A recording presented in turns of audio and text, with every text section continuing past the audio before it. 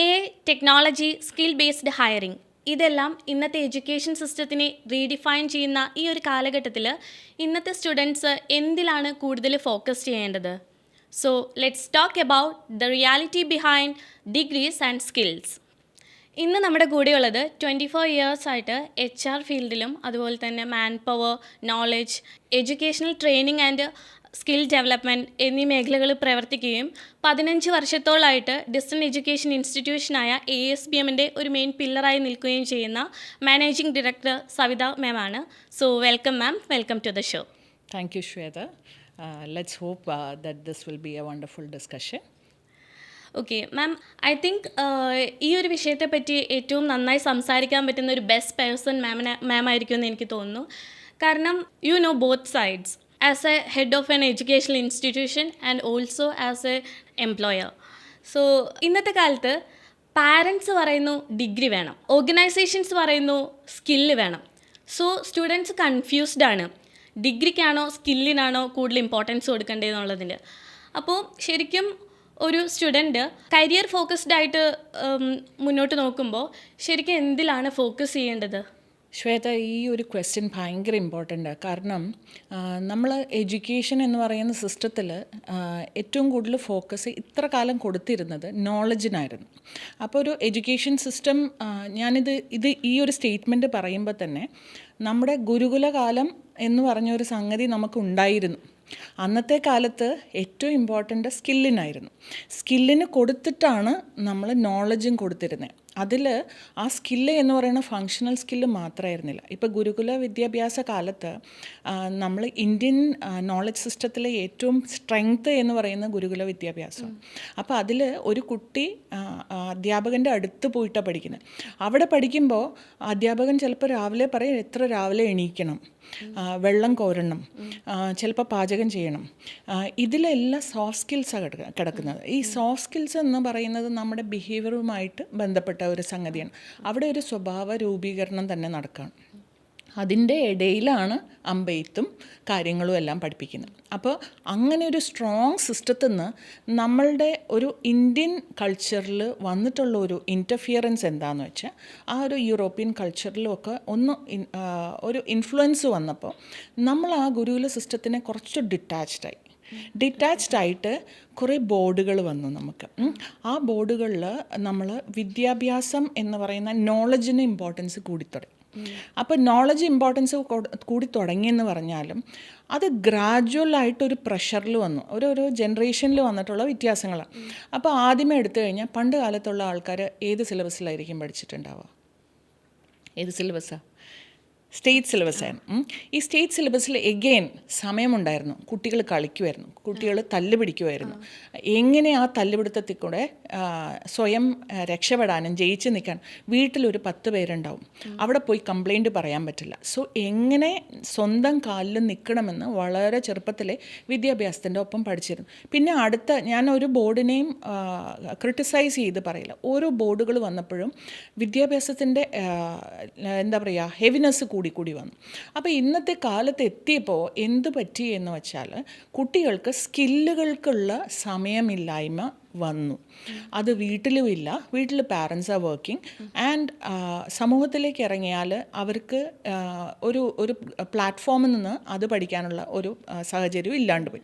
അപ്പോൾ ഇപ്പം ഈ ചോദ്യം ഉയർന്നതാണ്. ഇത് പണ്ടേ ഉള്ളതാണ്, സ്കില്ലാണ് ഇമ്പോർട്ടൻ്റ് എന്നുള്ളത്.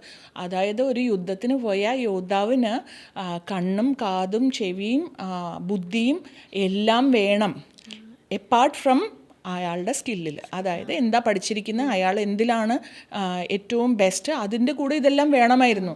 പക്ഷേ ഇത് ഇത്ര ലൗഡായത് എന്തുകൊണ്ടാണെന്ന് വെച്ച് കഴിഞ്ഞാൽ കുട്ടികളിൽ അത് കുറഞ്ഞു വന്നപ്പോഴത്തേക്കും ഓർഗനൈസേഷനിൽ ഉദ്ദേശിക്കുന്ന ആൾക്കാരെ കിട്ടാണ്ടായി. അതായത് കുറേ പഠിച്ചു എന്ന് പറയുന്നത് വലിയ കാര്യമല്ല. മനസ്സിലായി? ഞാനൊരു എക്സാമ്പിൾ പറയാം. ഒരു കഴിഞ്ഞ വർഷം ഞാനൊരു വ്യക്തിയെ പരിചയപ്പെട്ടു. പുള്ളി PG PG 2 പോസ്റ്റ് ഡോക്ക്, അതിനുശേഷം 2-3 റിസർച്ച് എക്സ്ട്രാ ചെയ്തിട്ടുള്ള ഒരു വ്യക്തിയാണ് ഞാൻ. ഓവർ ദി ഫോൺ സംസാരിച്ചപ്പം നമ്മളെ സംബന്ധിച്ച് ഭയങ്കര ഒരു റെസ്പെക്റ്റാണ് അദ്ദേഹത്തിനോട് തോന്നുന്നത്.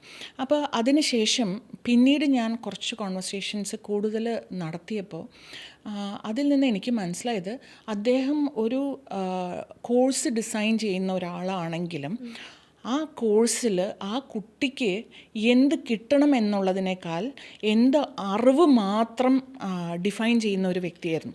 അങ്ങനെ ഞാനത് വേണ്ടാന്ന് വെച്ചൊരു കാലഘട്ടമാണ്. അപ്പോൾ ഈ ശ്വേത ചോദിച്ച ഒരു ചോദ്യത്തിൽ പാരൻസ് പഠിക്കേ എന്ന് പറയുമ്പോൾ പാരൻസിൻ്റെ കാലത്ത് അന്ന് പഠിത്തം മാത്രം മതിയായിരുന്നു, ബാക്കിയുള്ള സ്കിൽസ് എല്ലാം അതിൻ്റെ കൂടെ എംബഡഡ് ആയിരുന്നു. ഞാനിപ്പോൾ എഗെയിൻ ഒരു എക്സാമ്പിൾ പറയുവാണെങ്കിൽ എൻ്റെ ഒരു പഠനകാലത്ത് ഡിഗ്രിക്ക് പഠിക്കുമ്പോൾ ക്ലാസ് കട്ട് ചെയ്യുമായിരുന്നു. ആ കട്ട് ചെയ്യാനുള്ള ഗഡ്സ് ഉണ്ടായിരുന്നു.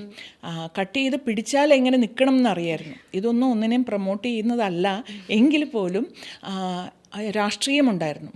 രാഷ്ട്രീയത്തിൽ എന്തെല്ലാം കാര്യങ്ങൾ വരുന്നുണ്ട്, അവലോകനം ഉണ്ടായിരുന്നു, ഡിബേറ്റുകൾ ഉണ്ടായിരുന്നു. നമ്മൾ ശത്രുക്കളല്ല. ഈ രാഷ്ട്രീയം എന്ന് പറയുന്ന 2 ഡിഫറൻസ് ഓഫ് ഒപ്പീനിയൻ, അത് കഴിഞ്ഞ് പിന്നെയും യോജിക്കുക എന്ന് പറഞ്ഞ സംഗതി ഉണ്ടായിരുന്നു. പക്ഷേ ഈ കാലഘട്ടത്തിൽ എല്ലാം വളർന്നവരാണ് എല്ലാ പാരൻസും. അപ്പോൾ ഇന്നത്തെ കാലത്തെ കുട്ടികളെ അവർ അതേ രീതിയിൽ വിദ്യാഭ്യാസം എന്ന് പറയുമ്പോൾ അവർ ഒരിക്കലും എംപ്ലോയബിൾ ആവില്ല. അപ്പോൾ എന്നെ സംബന്ധിച്ച് ഞാനൊരു ട്രെയിനറാണ്. അതിൽ ട്രെയിനിങ്ങിൽ കുട്ടികളുണ്ട്, ട്രെയിനിങ്ങിൽ കോർപ്പറേറ്റ്സ് ഉണ്ട്, ട്രെയിനിങ്ങിൽ ഫാക്ടറീസ് ആക്ടിൽ കീഴിലുള്ള എംപ്ലോയീസ് ഉണ്ട്, സെൻട്രൽ ഗവൺമെൻറ് ആൾക്കാരെ ഞാൻ ട്രെയിൻ ചെയ്യിച്ചിട്ടുണ്ട്. അപ്പോൾ ഇതിലെല്ലാത്തിലും പല ഡിഫറെൻ്റ് ആയിട്ടുള്ള ഓഡിയൻസാണ്. മനസ്സിലായോ? അപ്പോൾ ഈ ഓഡിയൻസിലെല്ലാം കണ്ടിട്ടുള്ള ഒരു പ്രത്യേകത എന്ന് പറയുന്നത് കുറച്ച് എന്താ പറയുക, നാട്ടിൻപുറത്തു നിന്നൊക്കെ കളിച്ച് പഠിച്ച് വന്നിട്ടുള്ള ആൾക്കാരാണ് കുറച്ചും കൂടെ ബെറ്ററായിട്ട് എംപ്ലോയബിൾ ആവുന്നത്. എംപ്ലോയബിൾ എന്ന് പറയുന്നത് ഒരു എൻ്റെ മാർക്ക് ലിസ്റ്റോ എൻ്റെ സർട്ടിഫിക്കറ്റോ അല്ല ഞാൻ ക്യാരി ചെയ്യേണ്ടത്. എന്നെ ഒരു ജോലി ഏൽപ്പിച്ചാൽ ആ ജോലി എനിക്ക് ഇന്ന് വരെ ഞാൻ ചെയ്തിട്ടില്ലെങ്കിലും ആ ജോലിയിൽ ഞാൻ എവിടുന്നാണ് തുടങ്ങണ്ടേ, ഇത് ആരോടൊക്കെ ചോദിച്ചാൽ എനിക്കിതിന് ക്ലാരിറ്റി കിട്ടും. ഇത് കഴിഞ്ഞ് ഞാൻ എങ്ങനെ നെക്സ്റ്റ് ലെവലിലേക്ക് പോകണം, ഇതിനെന്തൊക്കെ എൻ്റെ കയ്യിൽ എന്ത് കുറവുണ്ട്, എനിക്കൊരു അസസ്മെൻറ്റ് പാറ്റേൺ വരണം. അങ്ങനെയുള്ള ചിന്താഗതികളാണ് ഏറ്റവും ഇമ്പോർട്ടൻറ്റ്. അങ്ങനെ വരുന്ന ഒരാളെ എംപ്ലോയബിൾ എന്ന് വിളിക്കാം നമുക്ക്.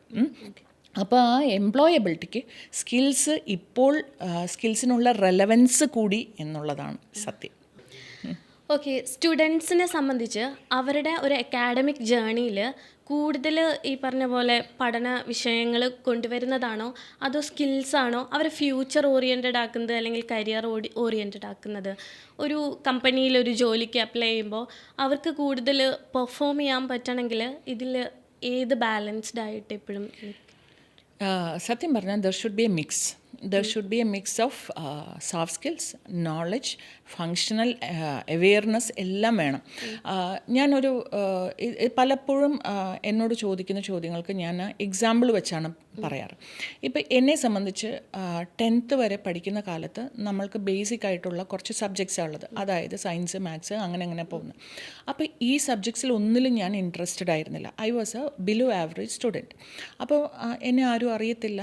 അപ്പം നമ്മളെ ലേബൽ ചെയ്യുന്നത് ഒരു ബാക്ക് ബെഞ്ചർ, അല്ലെങ്കിൽ മോസ്റ്റ് ഓഫ് ദ ടൈം ക്ലാസ്സിന് വെളിയിൽ നിൽക്കുന്ന, മാത്സ് എത്ര പറഞ്ഞാലും തലയ്ക്കകത്ത് കയറാത്ത ഒരാളായിട്ട്. അവിടെ ആ കുട്ടിയെ ലേബൽ ചെയ്യുന്നത് ആ കുട്ടിയുടെ സ്കില്ല് കുറവാണ്, ഇവരൊന്നും ആവാൻ സാധ്യതയില്ല. പക്ഷേ ഞാൻ അത് കഴിഞ്ഞ് അന്നത്തെ കാലത്ത് ആർക്കും വേണ്ട അല്ലെങ്കിൽ ആരും പ്രിഫർ ചെയ്യാത്ത 4th ഗ്രൂപ്പ് ഞാൻ എടുക്കുമ്പോൾ 4th ഗ്രൂപ്പിൽ എൻ്റെ ഒരു ഇഷ്ടം കണ്ടെത്തുകയാണ്. മനസ്സിലായോ? അപ്പോൾ ആ ഇഷ്ടം കണ്ടെത്തി ഞാൻ അതിലേക്ക് കൂടുതൽ ഇൻവോൾവ് ആവാൻ തുടങ്ങി.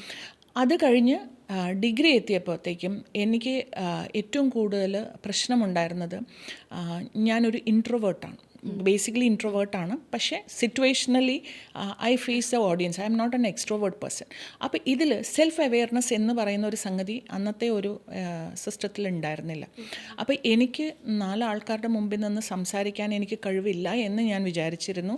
എൻ്റെ സ്കൂളിൽ എന്നെ സ്റ്റാമ്പ് ചെയ്തത് she is good for nothing, she will not become anything in the future. അപ്പോൾ അങ്ങനെ ഒരു കാലഘട്ടത്തിലാണ് ഞാൻ കോളേജിൽ NSS നാഷണൽ സർവീസ് സ്കീം എന്ന് പറഞ്ഞ ഒരു സംഭവത്തിൽ വരികയും അതിലെ ക്യാമ്പുകൾ അറ്റൻഡ് ചെയ്യേണ്ടി വരുന്നു. അപ്പോൾ ആ ക്യാമ്പുകളിലൊക്കെ സ്വഭാവ രൂപീകരണമാണ് അവരുടെ base. And they will help the students to explore. അപ്പോൾ അതിൽ ഒരു 5 മിനിറ്റ് സമയത്തിനുള്ളിൽ 3 പ്രോഗ്രാം സെറ്റ് ചെയ്യണം, സ്റ്റേജിൽ കയറിയിരിക്കണം. അപ്പോൾ അങ്ങനെ ഒരു നീഡ് വന്നപ്പോൾ അത് ചെയ്ത് തുടങ്ങിയപ്പോഴാണ് ഞാൻ മനസ്സിലാക്കിയത് എനിക്കതിന് കപ്പാസിറ്റി ഉണ്ട്. അതിനുശേഷം കോളേജിൻ്റെ വൈസ് ചെയർപേഴ്സൺ ആവുമ്പോഴും എനിക്ക് രാഷ്ട്രീയം അറിയത്തില്ല. അവിടെ ഞാൻ രാഷ്ട്രീയത്തിൽ കുറിച്ച് പഠിച്ച് കോളേജിന് എന്താണോ വേണ്ടത് അതിനു വേണ്ടി ചെയ്തു. അപ്പോൾ എപ്പോഴും ഒരു വിദ്യാഭ്യാസം എന്ന് പറയുന്നുണ്ടെങ്കിൽ അതിൻ്റെ അകത്ത് നോളജ് വേണം, സ്കില്ല് വേണം. അതുപോലെ ഈ സ്കില്ല് എന്ന് പറയുന്നത് 2 തരത്തിലുണ്ട്. ഒന്ന് functional skill and soft skills. ഈ ഫങ്ഷണൽ സ്കില്ല് എന്ന് പറയുമ്പോൾ കോളേജിൽ എന്താണ് ഈ ഫങ്ഷണൽ സ്കില്ല് പഠിപ്പിക്കുക എന്നുള്ളൊരു സംഭവം വരാം. അപ്പോൾ അത് ഏത് സബ്ജക്റ്റാണോ പഠിക്കുന്നത് അതിൻ്റെ അകത്ത് നമ്മൾ DPP സിസ്റ്റം എന്നൊക്കെ പറയുന്ന പോലെ അതിൻ്റെ അകത്ത് കൂടുതൽ വർക്ക് ആൻഡ് ലേൺ എന്ന് പറയുന്ന ഒരു സിസ്റ്റം കൊണ്ടുവരണം. അതുണ്ടായിരിക്കണം. അതിൻ്റെ ഒപ്പം തന്നെ കുറച്ച് പ്രഷറിൽ ലൈഫിനെ അല്ലെങ്കിൽ കരിയറിൽ ഒന്ന് ജീവിക്കാനായിട്ടുള്ള ഒരു എക്സ്പീരിയൻസ്, എക്സ്പോഷർ അന്നോട്ട് തുടങ്ങണം.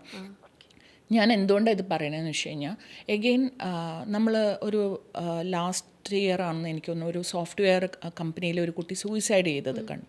അപ്പോൾ പാരൻസിന് ഇതിൽ ഭയങ്കര ഒരു റോളുണ്ട്. ഇപ്പം നമ്മൾ എത്ര എഡ്യൂക്കേഷൻ സിസ്റ്റത്തിനെ എന്ത് പറഞ്ഞാലും എഡ്യൂക്കേഷൻ സിസ്റ്റത്തിൽ ഒരു പ്രഷറുണ്ട്. They have to complete the syllabus. അപ്പോൾ അവർ അതിലായിരിക്കും ഫോക്കസ് ചെയ്യുന്നുണ്ടാവുക. അപ്പം എങ്ങനെയാണ് ഒരു കുട്ടിക്ക് സ്കില്ല് കൂട്ടാൻ പറ്റുക? അതിൽ ഏറ്റവും വലിയ റോള് കിടക്കുന്നത് പാരൻസിനാണ്. ഒന്ന്, ആ കുട്ടിക്ക് എല്ലാ സ്കില്ലും ഉണ്ടാവണമെന്നില്ല. ഇപ്പം എൻ്റെ അച്ഛനും അമ്മയും പാട്ട് പാടുന്ന കരുതി ഞാൻ പാട്ട് പാടണമെന്ന് യാതൊരു നിർബന്ധവുമില്ല. അപ്പോൾ എന്നിൽ എന്താണ് ആ സ്കില്ലെന്ന് അറിയാൻ എന്നെ പല കാര്യങ്ങളിലേക്ക് എക്സ്പോസ് ചെയ്ത് വിടുക. അതായത് വെക്കേഷൻസ് കിട്ടും. ഇപ്പം ഞാനൊരു ട്രെയിനറാണ്, ഞാനൊരു എന്താ പറയുക സ്ട്രാറ്റജിസ്റ്റാണ്, ഞാനൊരു അക്കാഡമിഷ്യനാണ് എന്ന് പറഞ്ഞാലും എൻ്റെ മകന് ഇതെല്ലാം ഇഷ്ടപ്പെടണം എന്ന് യാതൊരു നിർബന്ധവുമില്ല. അപ്പോൾ ആ കുട്ടിയിൽ എന്തൊക്കെ ട്രെയ്റ്റ്സ് ആണോ കാണിക്കുന്നത് അതിനനുസരിച്ച് ആ കുട്ടിയെ എക്സ്പീരിയൻസ് ചെയ്യിപ്പിക്കുക. ഇഫ് ഇറ്റ് ഇസ് കുക്കിങ്ങിന് ഒരുപാട് ഓപ്പർച്യൂണിറ്റീസ് ഉണ്ട്. 1 വീക്ക് ആണെങ്കിൽ 2 വീക്സ്. ബേക്കിംഗ് ഉണ്ട്, അതിലേക്ക് എക്സ്പീരിയൻസ് ചെയ്തുക. പിന്നെ കോർഡിനേറ്റ് ചെയ്യാൻ ഇഷ്ടമുള്ള കുട്ടികളുണ്ട്. There are many camps which are happening like that. അപ്പോൾ ഇതുപോലുള്ള ക്യാമ്പുകൾ ഹെൽപ്പ് ചെയ്യുന്നത് ആ കുട്ടിയിൽ എന്തുണ്ട് എന്ന് കണ്ടുപിടിക്കാൻ അവരെ ഉപകരിക്കും, പാരൻസിനെ ഉപകരിക്കും. ഇപ്പം ഞാൻ എഗെയിൻ ഒരു എക്സാമ്പിൾ പറയണം. ഞാൻ കഴിഞ്ഞതിൻ്റെ മുമ്പത്തെ വർഷം അബുദാബിയിലെ എഡ്യൂക്കേഷൻ എക്സിബിഷൻ ഞാൻ അറ്റൻഡ് ചെയ്യേണ്ടായി. അപ്പോൾ എഡ്യൂക്കേഷൻ എക്സിബിഷനിൽ വാട്ട് ഐ ഫൗണ്ടേഴ്സ് ഒരു 80% അവിടുത്തെ സ്റ്റുഡൻസ് വന്നിട്ടുള്ളത് ഞങ്ങൾ MBBS ജോയിൻ ചെയ്യാൻ പോകാമെന്ന് പറഞ്ഞിട്ടാണ്. അപ്പോൾ അതിൽ കുറച്ച് പേരെ എനിക്കിഷ്ടമാണ് കുട്ടികളോട് ഇങ്ങനെ സംസാരിച്ചെടുക്കാൻ. അപ്പം ഞാൻ ചോദിച്ചു, എന്താണ് ആ MBBS പഠിക്കുന്നതുകൊണ്ട് ഒരു ഡോക്ടർ ആവുന്നതുകൊണ്ട് what is it meant to you? അപ്പോൾ അങ്ങനെ ചോദിക്കുന്ന ചോദ്യത്തിന് അവരുടെ ഉത്തരം എൻ്റെ parents, either of the parents doctor. പിന്നെ അപ്പം അവർ പറഞ്ഞത് ഇത് എടുത്താൽ മതിയെന്ന്. അപ്പോൾ ഇതിൽ ഒരു കുട്ടിയോട് ഞാൻ കുറച്ച് ദീർഘനേരം സംസാരിച്ചാൽ ആ കുട്ടിക്ക് പേഷ്യൻസ് എന്ന് പറയുന്ന ഒരു സംഗതിയേ ഇല്ല. അപ്പം ഞാൻ ചോദിച്ചു, ആർ യു ഷോർട്ട് ടെമ്പേർഡ്, നിനക്ക് എല്ലാം പെട്ടെന്ന് വേണം എന്നാണോ, അങ്ങനത്തെ ഒരു ക്യാരക്ടർ? അപ്പോൾ അവൾ പറഞ്ഞു അതെ. അപ്പം ഞാൻ ചോദിച്ചു, don't you think that you നിനക്ക് ആ ഒരു പേഷ്യൻറ്റിൻ്റെ അടുത്ത് കാണിക്കേണ്ട പേഷ്യൻസ് നിനക്കുണ്ടെന്ന് തോന്നുന്നുണ്ടോ? അപ്പോൾ എങ്ങനെയാണ്, how will you listen to a patient? അപ്പോൾ എൻ്റെ അടുത്ത് പറഞ്ഞത്, ma'am I know it but my parents said that you have to become because it is our prestige. Both of the parents are doctors. മനസ്സിലായി? അപ്പോൾ ഇങ്ങനത്തെ പ്രഷറുകൾ പലപ്പോഴും parents എന്ന് വരുമ്പോൾ ഉള്ള ഒരു പ്രശ്നമുണ്ട്. Parents have to understand that the student has to go through the real journey. അതിൽ ഒരു ലൈഫിൻ്റെ ജേർണിയോ ശ്വേത പറഞ്ഞ പോലെ കരിയർ എന്ന് പറഞ്ഞ് മാറ്റി നിർത്തി അതിൻ്റെ ജേർണിയോ റോസി ബെഡല്ല. It has to go through twist and turn. അവിടെ നമ്മൾ ജീവിക്കാനും അവിടെ നമ്മൾ ബെറ്റർ കോൺസെപ്റ്റ്സ് പഠിക്കത്തുള്ളൂ. അപ്പോൾ എപ്പോഴും സ്കിൽ ഓറിയൻറ്റഡ് ആയിട്ടുള്ള ഒരു കരിക്കുലം ആവുകയും സ്കിൽ ഓറിയൻറ്റഡ് ആയിട്ടുള്ള സ്കൂൾസ്. പിന്നെ എഗെയിൻ ഞാൻ പറയട്ടെ, പല ബോർഡുകളും ഞാനിപ്പോൾ പറഞ്ഞു അവരുടെ കരിക്കുലം ഭയങ്കര ടൈറ്റാന്ന് പറഞ്ഞു. പക്ഷേ still there are many schools which are including the skills into their knowledge delivery. അങ്ങനെയുള്ള സ്കൂൾസ് ഭയങ്കര ബ്യൂട്ടിഫുള്ളാണ്. കാരണം വെച്ചാൽ കുട്ടികൾക്ക് ലേണിംഗ് ഒരു ബേർഡൻ അല്ല. എന്നാൽ മെജോറിറ്റി ഓഫ് ദ സ്കൂൾസ് അവർ കൊടുക്കുന്ന ഫോക്കസ് നോളജ് മാത്രം, അതായത് സ്കോറിങ് എന്നുള്ള കോൺസെപ്റ്റിൽ മാത്രമാണ്. അതിൽ നിന്നൊരു ചേഞ്ച് വരുത്താൻ സാധിക്കുവാണെങ്കിൽ that will be good. Second, പാരൻസിനെ സംബന്ധിച്ച് പാരൻസ് മനസ്സിലാക്കേണ്ടത് അവരവരുടെ കുട്ടികൾക്ക് മാക്സിമം സ്കിൽ ഓറിയൻറ്റഡ് ആയിട്ടുള്ള ഒരു പ്ലാറ്റ്ഫോം കൊടുക്കുകയാണെങ്കിൽ അവൻ ഇഷ്ടമുള്ളത് എന്താണെന്ന് കണ്ടെത്തുകയും ആ ഫീൽഡിൽ പഠിക്കുകയും ആ ഫീൽഡിൽ ജോലി ചെയ്യുകയും ചെയ്യുമ്പോൾ അവർ ഹാപ്പി ആയിരിക്കും. എംപ്ലോയറെ സംബന്ധിച്ച് മനസ്സുകൊണ്ട് താല്പര്യപ്പെട്ട് ജോലി ചെയ്യുന്ന ഒരു എംപ്ലോയിയെയും കിട്ടും. ഓക്കെ മാം, ഇപ്പോൾ മാമിൻ്റെ പേഴ്സണൽ എക്സ്പീരിയൻസ് പറഞ്ഞു, അതുപോലെ പാരൻസ് ആണ് കുട്ടിയുടെ സ്കിൽ ഡെവലപ്മെൻറ്റിൽ ഏറ്റവും ഇമ്പോർട്ടൻ്റ് ആയിട്ടുള്ളൊരു പാട്ടെന്നും പറഞ്ഞു. അപ്പോൾ ശരിക്കും ഫസ്റ്റ് ലെവൽ ഒരു കൗൺസിലിംഗ് കൊടുക്കേണ്ടത് പാരൻസിനല്ലേ? അവരുടെ കുട്ടിയിൽ എന്ത് സ്കില്ലാണുള്ളത്. ഇപ്പം ഞാൻ പറയാം, പാരൻസിൻ്റെ ഒരു മേജർ പാർട്ട് മാം കവർ ചെയ്തു. ഇപ്പം മാം മുൻപ് മെൻഷൻ ചെയ്തു, ഇതുപോലെ സ്കൂളിൽ പഠിക്കുന്ന സമയത്ത് സ്റ്റേജിൽ കയറേണ്ട അവസ്ഥ വന്നപ്പോഴാണ് മാം സ്വയം കണ്ടുപിടിക്കുന്നത് മാമിൻ്റെ സ്കിൽസ് എന്താണ്. പക്ഷേ ടീച്ചേഴ്സ് പലപ്പോഴും പ്രൊമോട്ട് ചെയ്യാത്ത കാര്യങ്ങളുണ്ടാവാം. നമ്മൾ എന്തെങ്കിലും ഇനീഷ്യേറ്റീവ് എടുത്ത ഒരു പരിപാടിക്ക് ഇറങ്ങുമ്പോൾ ചിലപ്പോൾ പല ടീച്ചേഴ്സും, ഇപ്പം ഞാനൊക്കെ പഠിച്ചിരുന്നപ്പോൾ ഉണ്ട്, ചിലരെ മാറ്റി നിർത്തുക, ചിലരെ മാത്രം സെലക്ട് ചെയ്യുക. അപ്പോൾ എനിക്ക് അവിടെ എൻ്റെ സ്കിൽ എന്താണെന്ന് കണ്ടുപിടിക്കാൻ പറ്റാത്തൊരു സിറ്റുവേഷൻ ഉണ്ടാവില്ലേ? അങ്ങനെയുള്ള ഒരു സിറ്റുവേഷൻ എങ്ങനെയാണ് നമുക്ക് ഇനി കവറപ്പ് ചെയ്യാൻ? എഗെയിൻ ദ സെയിം ആൻസറിലേക്ക് ഞാൻ തിരിച്ചു വരാം. ഇത് schools, there are many schools who are focused at skills also. അത് സെലക്റ്റഡ് സ്കിൽസ് അല്ല, സ്കിൽ സെറ്റുള്ള കുട്ടികളല്ല. എല്ലാ കുട്ടികളും ഇപ്പം ചില സ്കൂൾസിലേക്ക് നമ്മൾ ആനുവൽ ഡേക്ക് പോയാൽ ഭയങ്കര നേരം എടുക്കും. എന്താണെന്നറിയോ, 50 കുട്ടികൾ ഒരു ക്ലാസ് ഉണ്ടെങ്കിൽ 50 കുട്ടികൾ സ്റ്റേജിൽ കയറണം എന്ന് നിർബന്ധം പഠിക്കുന്നു. അതിലെന്താണെന്ന് വെച്ചാൽ ആ സ്റ്റേജിൽ കയറി ഒരേ ഒരു സ്റ്റെപ്പായിരിക്കും ഒരു കുട്ടി ചെയ്യുക. പക്ഷേ ആ കുട്ടി അത് ചെയ്യുമ്പോൾ കിട്ടുന്ന കുറേ കാര്യങ്ങളുണ്ട്. അതിന് വേണ്ടിയിട്ട് ആ എഫേർട്ട് എടുക്കുന്ന ഒരുപാട് സ്കൂൾസ് ഉണ്ട്. ഇപ്പം ഐ വിൽ നോട്ട്, ഇപ്പം ഞാനും അതൊക്കെ എക്സ്പീരിയൻസ്, വേദ പറഞ്ഞ കാര്യം എക്സ്പീരിയൻസ് ചെയ്തുകൊണ്ട് എനിക്കും അറിയാം ഈ മാറ്റി നിർത്തുന്ന ഒരു സംഭവം. പക്ഷേ അതിൽ നിന്ന് ഒരുപാട് മാറിക്കൊണ്ട് ഒരുപാട് മാനേജ്മെൻറ്റ് ഇൻ്റർവെൻഷൻസ് എടുക്കുന്നുണ്ട്. ആ കൂട്ടത്തിലാണ് ഇപ്പോൾ എഗെയിൻ ഞാനൊരു ട്രെയിനിങ് പ്രോഗ്രാം ചെയ്യുമ്പോൾ ഞാൻ ആകെ ഉദ്ദേശിക്കുന്ന ഒരു കാര്യം എന്ന് പറഞ്ഞാൽ, ഒരിക്കലും അത് PPT കംപ്ലീറ്റ്ലി ബേസ്ഡ് ആയിരിക്കരുത്. അത് വായിച്ചോളൂ, അതിൻ്റെ അകത്ത് കുറേ സാധനമല്ല.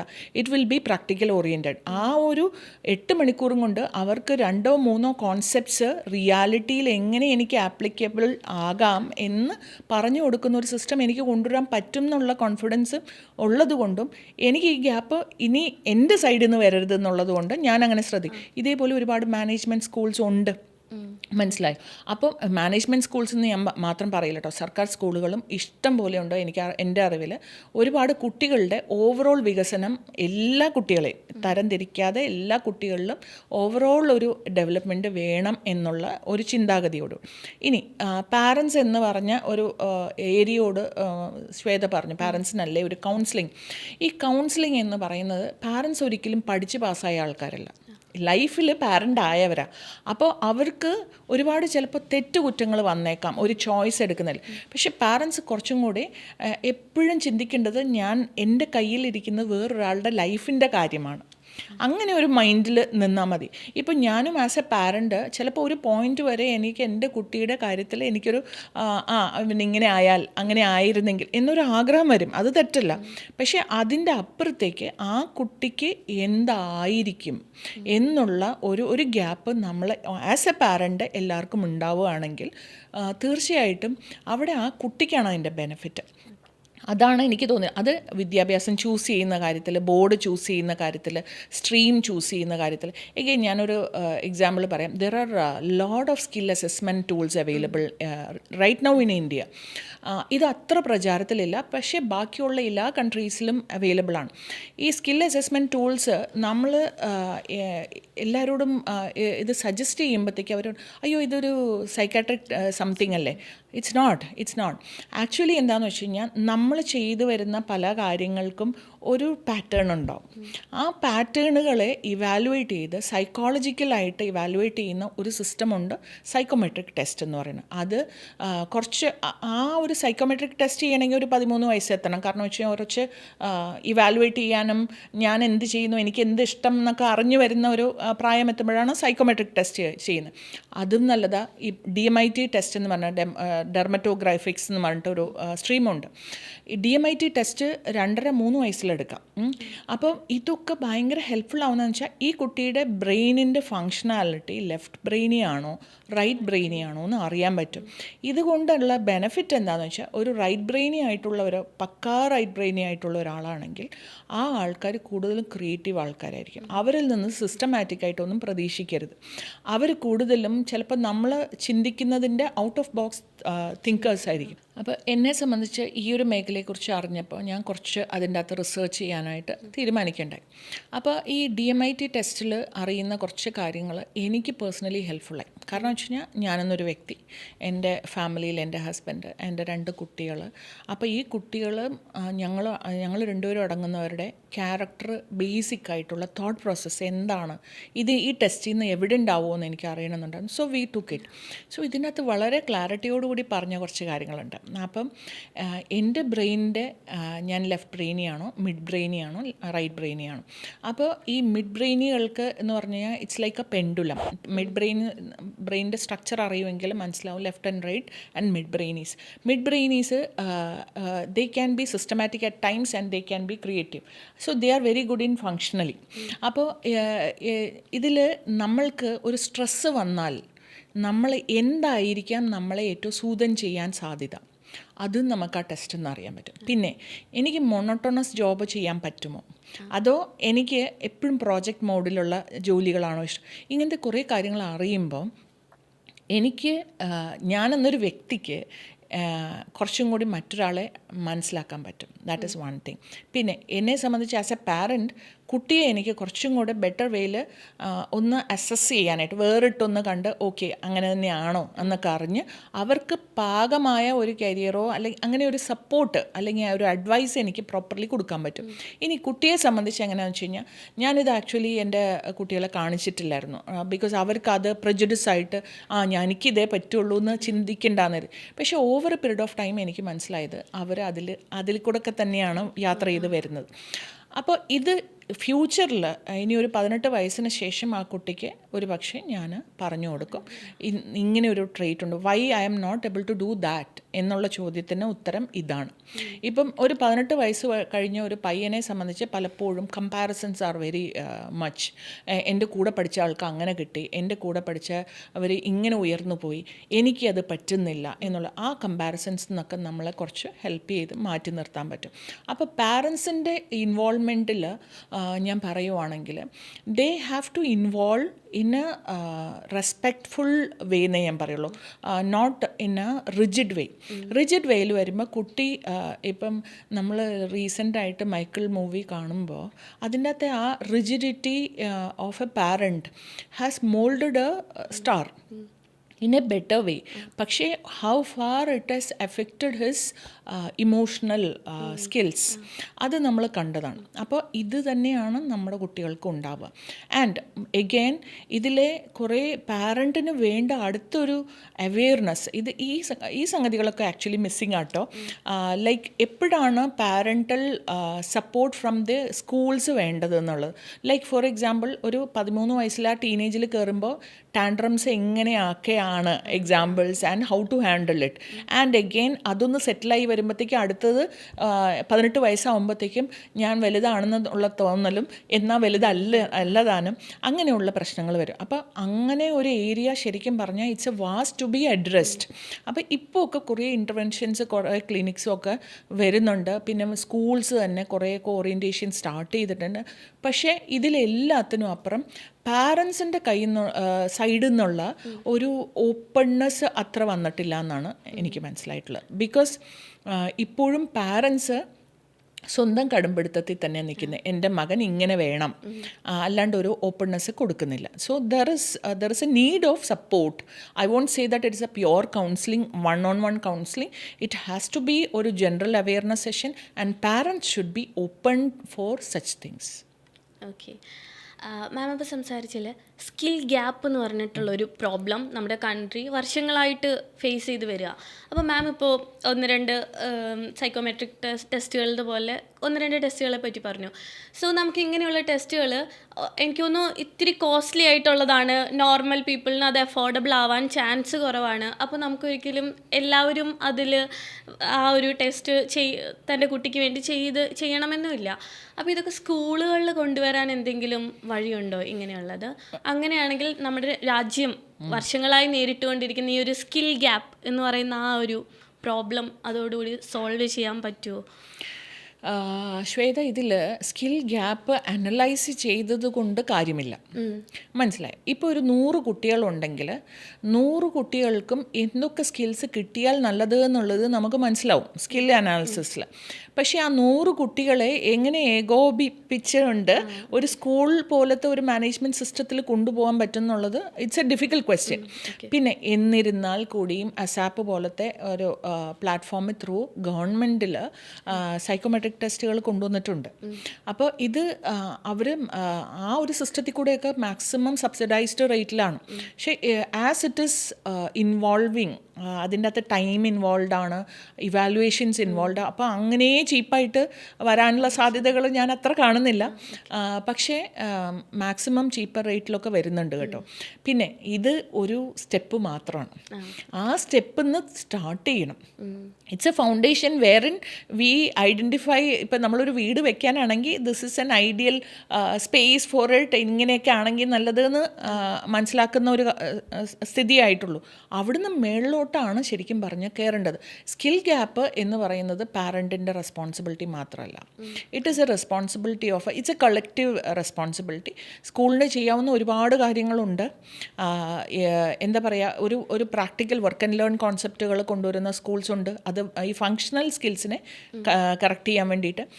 പിന്നെ ബിഹേവിയറിൽ ശ്രദ്ധിക്കുന്ന ഒരുപാട് ടീച്ചേഴ്സ് ഉണ്ട്. ഇപ്പം എൻ്റെ മോൻ്റെ സ്കൂളിൽ കഴിഞ്ഞ 2 വർഷമായിട്ടുള്ള ടീച്ചേഴ്സ് എന്ന് പറഞ്ഞു കഴിഞ്ഞാൽ they are very close to me, connected to me. They will say that okay this change is there, ഞങ്ങളിങ്ങനെ ഇൻ്റർവ്യൂൻ ചെയ്യുകയാണ് മാഡം, ദിസ് ഇങ്ങനെ ചെയ്യുവാണെങ്കിൽ ഇങ്ങനൊരു റിസൾട്ട് കിട്ടുമെന്ന് പറയുന്ന ടീച്ചേഴ്സിനെ ഞാൻ കണ്ടിട്ടുണ്ട്. So there are many teachers who are passionate towards that. അതാണ് എംപ്ലോയബിൾ ആളെന്ന് പറയുന്നത്. ബിക്കോസ് ആ ഒരു ടീച്ചർക്ക് ആ ഒരു പ്രൊഫഷനോട് ഭയങ്കര ഇഷ്ടമാണ്, അതിൽ റിസൾട്ട് വേണം എന്നുണ്ട്.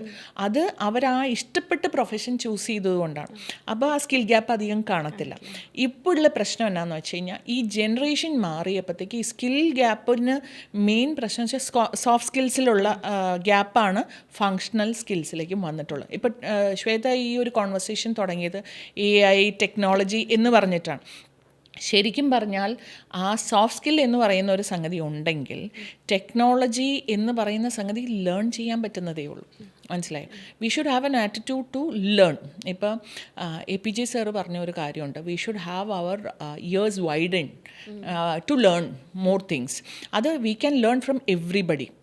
ഇപ്പോൾ ട്രെൻഡിങ് ആയിട്ട് AI നിൽക്കുമ്പോൾ AI എന്ന് പറയുന്ന ഒരു സബ്ജക്റ്റ് പഠിച്ചുകൊണ്ട് എനിക്ക് ജോലി വേണം എന്ന് ആഗ്രഹിക്കാണ്ട് എൻ്റെ ഫങ്ഷൻ, എനിക്ക് ഇഷ്ടപ്പെട്ട ഫങ്ഷനിൽ AI എന്താണ് ചെയ്യുന്നത്, അതിൽ AI ഞാൻ പഠിച്ചാൽ, ഇപ്പം ശ്വേത മീഡിയ ഫീൽഡിൽ നിൽക്കുന്നു, ആ മീഡിയ ഫീൽഡിൽ AI എത്രത്തോളം ഇൻ്റർവ്യൂ ചെയ്ത് കഴിഞ്ഞു, അതിൽ എൻ്റെ ജോലിയിൽ AI ഞാൻ പഠിച്ചാൽ എനിക്ക് എന്ത് ബെനിഫിറ്റ് കിട്ടും, അങ്ങനെ അത് ഞാൻ ചിന്തിച്ചെടുക്കുന്ന താല്പര്യമാണ്. It is my soft skill. എന്നിട്ട് അത് പഠിച്ച് എൻ്റെ ജോലിയിലെ എഫിഷ്യൻസി ഇമ്പ്രൂവ് ചെയ്യുമ്പോൾ ഇറ്റ്സ് എ ബ്ലെൻഡഡ് തിങ്. അല്ലാണ്ട് AI എന്ന് പറഞ്ഞതിൻ്റെ പുറകെ ഓടുന്നതിൻ്റെ കാര്യമല്ല ഇത്. പക്ഷേ the technology is improvising so that we have to catch up which is new things learn ചെയ്യാനായിട്ടുള്ള നമ്മുടെ സ്കില്ലാണ് അവിടെ വരേണ്ടത്. ഓക്കെ, അപ്പോൾ ആ സ്കിൽ ഗ്യാപ്പ് നമുക്ക് കുറയ്ക്കാൻ പറ്റും.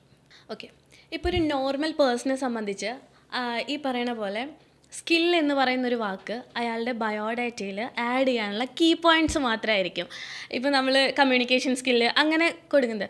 ചിലപ്പോൾ അയാൾ റിയൽ ലൈഫിൽ അയാളത് സ്വയം ഫൈൻഡ് ചെയ്തിട്ടുണ്ടാവില്ല ഇതായിരിക്കും എൻ്റെ സ്കില്ലെന്ന്. നമ്മളെപ്പോഴും ഒരു ബയോഡാറ്റ തയ്യാറാക്കുമ്പം കമ്പനി ഇംപ്രസ്ഡ് ആവണം, നമ്മളവിടെ ജോലിക്ക് എടുക്കണം. പക്ഷേ എനിക്ക് ശരിക്കും ആ സ്കില്ലുണ്ടോ എന്ന് ചിന്തിച്ചിട്ടായിരിക്കില്ല ഈ കോളംസ് ഫില്ല് ചെയ്യുന്നത്. സോ എങ്ങനെയാണ് ഒരാൾക്ക് അയാളുടെ സ്കിൽ ഐഡൻറ്റിഫൈ ചെയ്ത് ഈ ബയോഡാറ്റയിലെ കോളംസ് ഫില്ല് ചെയ്തിട്ട് അതനുസരിച്ച് ഒരു ജോലിക്ക് ട്രൈ ചെയ്യും, അവിടെ നല്ല പെർഫോമൻസ് കാഴ്ചവെക്കാൻ പറ്റുന്നത്. കാരണം മാമിന് അത് പറയാൻ പറ്റും. മാം HR പേഴ്സൺ ആണ്, അതുപോലെ തന്നെ ഇപ്പോൾ ഒരു എംപ്ലോയർ ആയിട്ട് ഇരിക്കുകയാണ്. ഒത്തിരി പേരെ ഹയർ ചെയ്തിട്ടുണ്ടാവാം, കൂടെ വർക്ക് ചെയ്ത് കണ്ടിട്ടുണ്ടാവാം. അപ്പോൾ ആ ഒരു എക്സ്പീരിയൻസിൽ നിന്ന് നമുക്കിതിനൊരു ആൻസർ കിട്ടിയാൽ നല്ലതായിരിക്കും.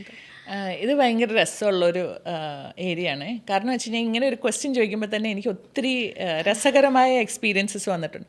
ഇപ്പം ശ്വേത പറഞ്ഞ പോലെ ഇതൊരു കോപ്പി പേസ്റ്റ് ആക്ടിവിറ്റിയാണ് സ്കിൽസ് എന്ന് പറയുന്നത്. അപ്പോൾ ചിലപ്പോൾ കളക്റ്റീവായിട്ട് പിള്ളേർ ഇൻ്റർവ്യൂവിന് വരും. അപ്പോൾ എല്ലാവരുടെയും സ്കിൽസ് ഒന്നായിരിക്കും. കാരണം വെച്ച് കഴിഞ്ഞാൽ ഇവർ എല്ലാവർക്കും അറിയാവുന്ന കുറച്ച് വാക്കുകളുണ്ട്. Problem solving, leadership skill, management skill, decision making skill, problem അങ്ങനെയൊക്കെ പറഞ്ഞിട്ട് കാണും. അപ്പോൾ ഇതിൻ്റെ അകത്ത് കാണുമ്പോൾ തന്നെ ഞാൻ കുറച്ച് ഇറ്റ് ഈസ് നോർമലി പറയുന്നത് ഒരു മിനിറ്റിനകം ഒരാളുടെ CV നമ്മൾ റിവ്യൂ ചെയ്ത് കഴിയണം എന്ന്. സോ അതിൻ്റെ അകത്ത് ബേസിക് കുറച്ച് ചെക്ക് ലിസ്റ്റുകളുണ്ട്. അതിൻ്റെ അകത്ത് നമ്മൾ നോക്കും. ആൻഡ് സ്കിൽ എന്ന് പറയുന്നത് ഒരിക്കലും ഞാൻ അവരെ എഴുതിയതിലേക്ക് അത്ര ഫോക്കസ് കൊടുക്കാറില്ല. അപ്പോൾ പക്ഷേ സ്കില്ലിനാണ് importance. And I just don't look at എത്ര പെർസെൻറ്റേജ് ഓഫ് മാർക്ക് കിട്ടിയെന്നും ഞാൻ നോക്കാറില്ല. ഇത് എന്നെ സംബന്ധിച്ച് ഇമ്പോർട്ടൻ്റ് ആ ആളുടെ ആയിട്ടുള്ള കോൺവെർസേഷനിലാണ്. അപ്പോൾ ഈ കോൺവെർസേഷനിൽ ഞാൻ ഡെഫിനറ്റായിട്ട് ചോദിക്കുന്ന ഒരു ചോദ്യമാണ്, എന്തൊക്കെ ചാലഞ്ചസാണ് ലൈഫിൽ ഫേസ് ചെയ്തിട്ടുള്ളതെന്ന്. അപ്പം ആ ചാലഞ്ചസ് എന്ന് പറയുന്ന ഒരു എക്സ്പ്ലനേഷനിൽ അവരുടെ സ്കിൽസ് കിടപ്പുണ്ടാവും. What of skills they have. പിന്നെ എന്തൊക്കെയാണ് എക്സ്ട്രാ കരിക്കുലർ ആക്ടിവിറ്റീസ്, അത് ഞാൻ ചോദിക്കാറുണ്ട്. അതിലവരുടെ സ്കിൽസ് കിടപ്പുണ്ടാവും. അത് ഒരു ഇഷ്ടം, പാഷനോ ഹോബിയോ അല്ല ഞാൻ പറഞ്ഞത്. ഇപ്പം ഒരു ക്രിക്കറ്റ് ഇഷ്ടമാണെന്ന് പറയുന്ന ഒരാളാണെങ്കിൽ ഞാനിപ്പോൾ ചോദിക്കാറുണ്ട്, അപ്പം മാച്ചിനൊക്കെ പോകുമ്പോൾ എങ്ങനെയാണ് ഫീൽ ആകുമ്പോൾ ഭയങ്കര സ്ട്രെസ്സാവില്ലേ, അല്ലെങ്കിൽ ഇതിൻ്റെ മാച്ചിൻ്റെ തലേദിവസം ഉറങ്ങാൻ പറ്റുമോ. ഞാൻ വളരെ സാധാരണ രീതിയിൽ ഭയങ്കര സ്ട്രക്ചേർഡ് റിജിഡ് ഇൻ്റർവ്യൂസ് ഞാൻ നടത്താറില്ല. അപ്പോൾ ഈ ചോദ്യങ്ങളിൽ ആ ഓപ്പോസിറ്റ് ഇരിക്കുന്ന ആൾ കംഫർട്ട് ആകുമ്പോഴത്തേക്കും സത്യം അറിയാതെ തന്നെ പുറത്തേക്ക് വരും. അപ്പോൾ അതിലവരുടെ സ്കില്ല് തീർച്ചയായിട്ടും ഉണ്ടാവും. പിന്നെ ഇവരുടെ അടുത്ത് ഞാൻ ചോദിക്കാറുണ്ട്, പൊതുവേ എങ്ങനെയാണ് ആൾക്കാരുടെ ഫാമിലിയിൽ എങ്ങനെയാണ്, പിന്നെ സൊസൈറ്റിയിലെ എത്രത്തോളം പോക്കറ്റ്സ് ഓഫ് ആൾക്കാരുമായിട്ടുള്ള കണക്റ്റ് ഉണ്ട്, ഇത് എങ്ങനത്തെ വ്യക്തിയാണെന്ന് അറിയാൻ വേണ്ടിയിട്ട്. അപ്പോൾ ഇതേപോലത്തെ സംഗതികളൊക്കെ ചോദിച്ചിട്ടാണ് ഞാൻ സ്കിൽ ഒരു റിവ്യൂ എടുക്കാറ്. Not based on what is there written in the CVs. പക്ഷേ CV ഒരു വലിയ തമാശയാണ്. And most of the candidates they do take the support of Canva. CV impressive ആക്കുക. CV ഇംപ്രസീവ് ആക്കുന്ന ആൾക്കാർ ശ്രദ്ധിക്കാതെ പോകുന്ന കാര്യം എന്ന് വെച്ച് കഴിഞ്ഞാൽ ദേ ഡോണ്ട് ഈവൻ ഈ AI ഓവറായിട്ട് ChatGPT ഒക്കെ ഓവറായിട്ട് എംഫസൈസ് ചെയ്യുന്നവരുടെ പ്രശ്നം എന്ന് വെച്ചാൽ ChatGPT ആണ് ഡിസൈഡ് ചെയ്യുന്നത് എൻ്റെ സ്കിൽസ് എന്താണെന്നുള്ളത്. അപ്പം ഞാനിങ്ങനെ പറയും, എനിക്കത് ഇഷ്ടമെന്നൊക്കെ പറയുമ്പോഴത്തേക്കും അതിനനുസരിച്ച് ഒരു ഫ്രെയിം വർക്കാണ് തരുന്നത്.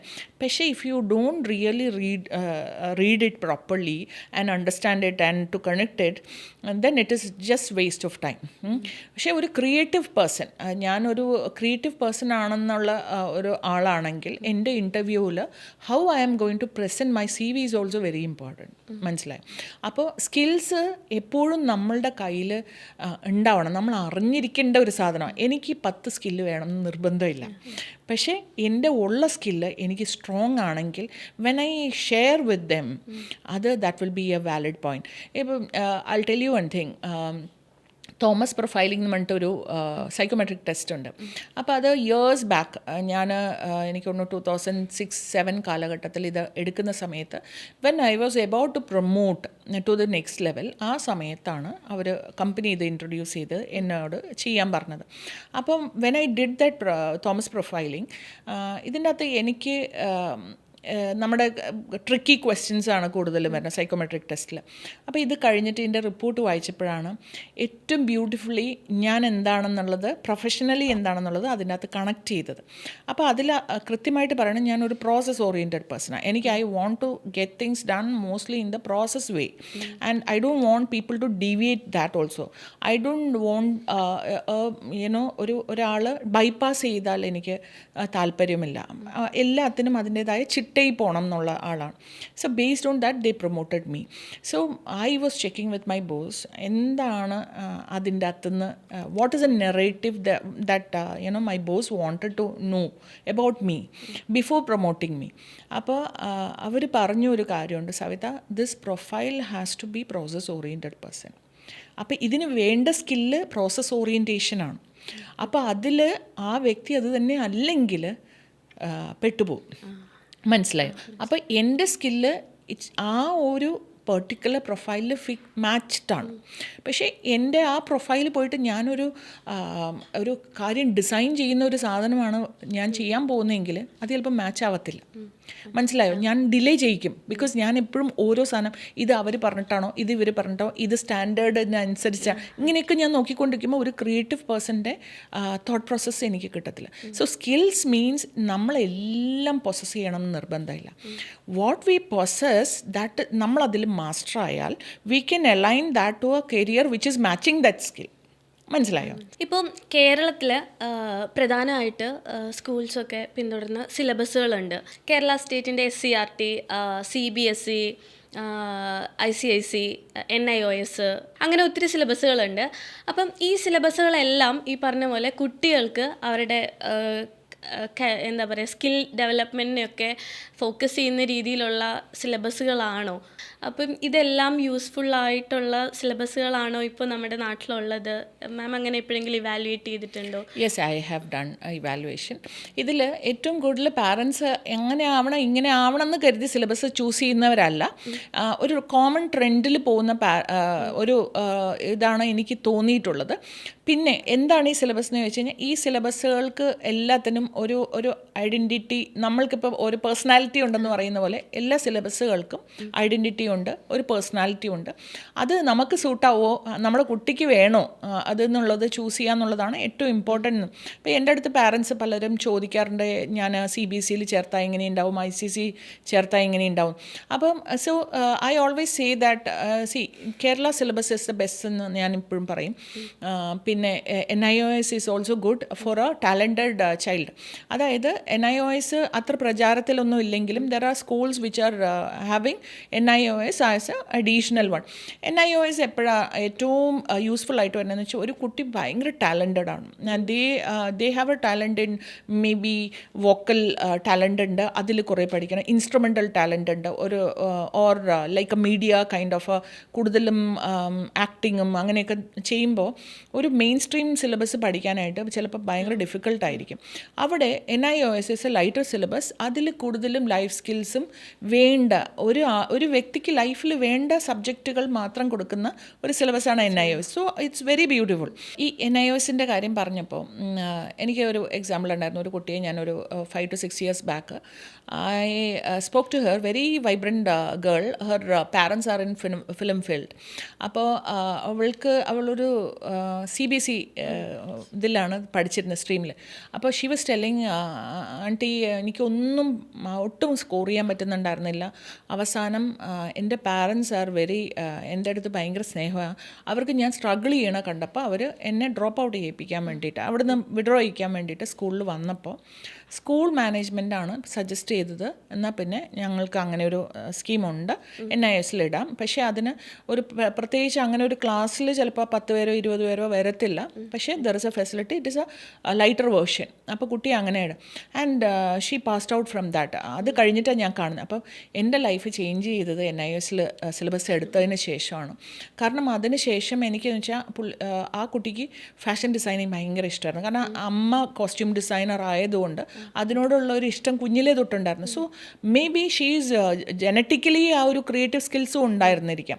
അപ്പോൾ ഈ പഠിക്കുക എന്ന് പറയുന്നത് ചിലപ്പോൾ അങ്ങനെയുള്ള കുട്ടികൾക്ക് ഇച്ചിരി ഒരു ബേർഡൻ ആയിട്ട് വരും. അപ്പോൾ ആ കുട്ടി അതിന് ശേഷം നമ്മുടെ NIOSലെ മാർക്സ് വെച്ച ശേഷം അന്ന് എനിക്കൊരു ഡൗട്ട് ഉണ്ടായിരുന്നു, ഇനി ആ കുട്ടിക്ക് എന്താ പറയുക കോമ്പറ്റേറ്റീവ് എക്സാംസിലൊക്കെ എന്തെങ്കിലും പ്രശ്നങ്ങൾ ഉണ്ടാവുമെന്ന്. പക്ഷേ she got into NIFT, if I'm not mistaken. So that means നമുക്ക് എല്ലാ സിലബസുകൾക്കും അതിൻ്റേതായ ബെനിഫിറ്റ് നമ്മുടെ ഇന്ത്യൻ സിസ്റ്റത്തിൽ കൊടുത്തിട്ടുണ്ട്. ഇപ്പം ഇന്നതായതുകൊണ്ട് കയറാൻ പറ്റില്ല എന്നുള്ളൊരു സംഭവമില്ല.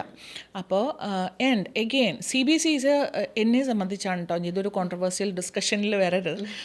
CBSE ഞാൻ നോക്കിക്കാണുന്നത് like a supermarket where you will get n number of things. ഇല്ലേ, നമ്മൾ we can pick it up and അതും കൊണ്ടിട്ട് ഉപകാരം ഉണ്ടാവണം എന്ന് നിർബന്ധമില്ല. നമ്മളൊരു വലിയ ഗ്രോസറി മാർട്ടിൽ പോയാൽ നമ്മൾ ആ ലുക്ക് ആൻഡ് ഫീലിൽ കുറേ സാധനങ്ങൾ എടുത്തു കൂട്ടൂലേ, അതേപോലെ ഒരു സംഗതിയാണ് CBSE എന്ന് പറഞ്ഞാൽ. ഒരുപാടുണ്ട്, എവറിത്തിങ് ഇസ് യൂസ്ഫുൾ.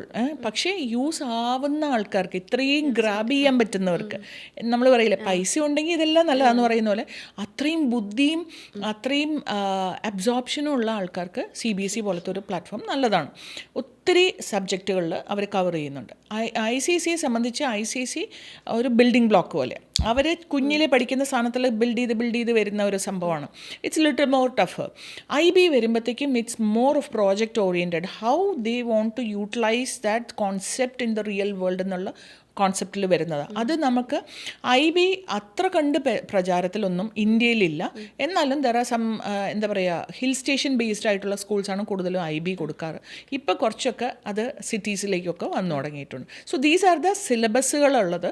അപ്പോൾ ഈ സിലബസ് എന്ന് പറയുന്ന ഒരു സംഗതിയെ കണ്ടുകൊണ്ട് പാരൻസ് വിടുന്നതിനപ്പുറം നമ്മുടെ കുട്ടികൾക്ക് എന്തായിരിക്കും ഒരു സ്കൂളാണ് കുറച്ചും കൂടി ഇമ്പോർട്ടൻ്റ് എനിക്ക് തോന്നുന്നു. കാരണം ഏത് സിലബസ് ആയാലും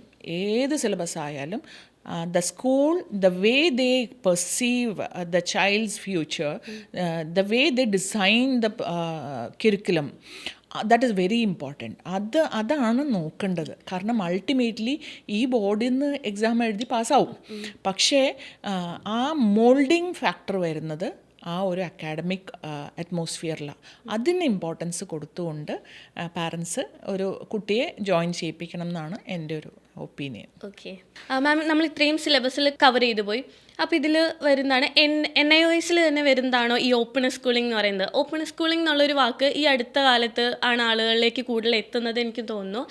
അപ്പം നോർമലി ഇപ്പം ഞാനൊക്കെ പഠിക്കുന്ന സമയത്ത് ഇത് കേട്ടിട്ടുണ്ടായിരുന്നെങ്കിൽ എനിക്ക് സ്കൂളിൽ പോകാനൊക്കെ മടിയുള്ള ആളായിരുന്നു. ഞാൻ ഓപ്പൺ സ്കൂളിംഗ് ചൂസ് ചെയ്താനെ. അത് ശരിക്കും എങ്ങനെയാണ് കുട്ടികൾക്ക് ബെനിഫിഷ്യൽ ആവുന്നത്? ഇത് ഞാൻ നേരത്തെ ചോദിച്ച ചോദ്യത്തിൽ നിന്നുള്ളൊരു എലാബറേഷനാണ്. ഈ ഓപ്പൺ സ്കൂളിംഗ് എന്ന് പറയുന്ന ടാലൻ്റ് ഒരുപാടുള്ളത് കുട്ടികൾക്ക് അതിലേക്ക് ഫോക്കസ് ചെയ്ത് പഠിക്കണം എന്നുണ്ടെങ്കിൽ അവർക്ക് ചിലപ്പോൾ മെയിൻ സ്ട്രീം എഡ്യൂക്കേഷൻ ചിലപ്പോൾ ഡിഫിക്കൽട്ട് ആവും. അങ്ങനെയുള്ള സാഹചര്യത്തിൽ ഓപ്പൺ സ്കൂളിംഗ് ഒരു വലിയ ബ്ലെസ്സിങ് ആണ്. കാരണം വെച്ചാൽ ഒത്തിരി ഹെവി, ഞാൻ പറഞ്ഞില്ലേ, ഒരു ലൈഫിന് വേണ്ട ബേസിക്കുള്ള എല്ലാ കണ്ടൻറ്റുകളും ഇട്ടിട്ടുള്ള ഒരു സിലബസാണ് NIOS. അപ്പോൾ ഓപ്പൺ സ്കൂളിങ്ങിന് സ്കൂളിൽ പോയി പഠിക്കണം എന്ന് നിർബന്ധമില്ല.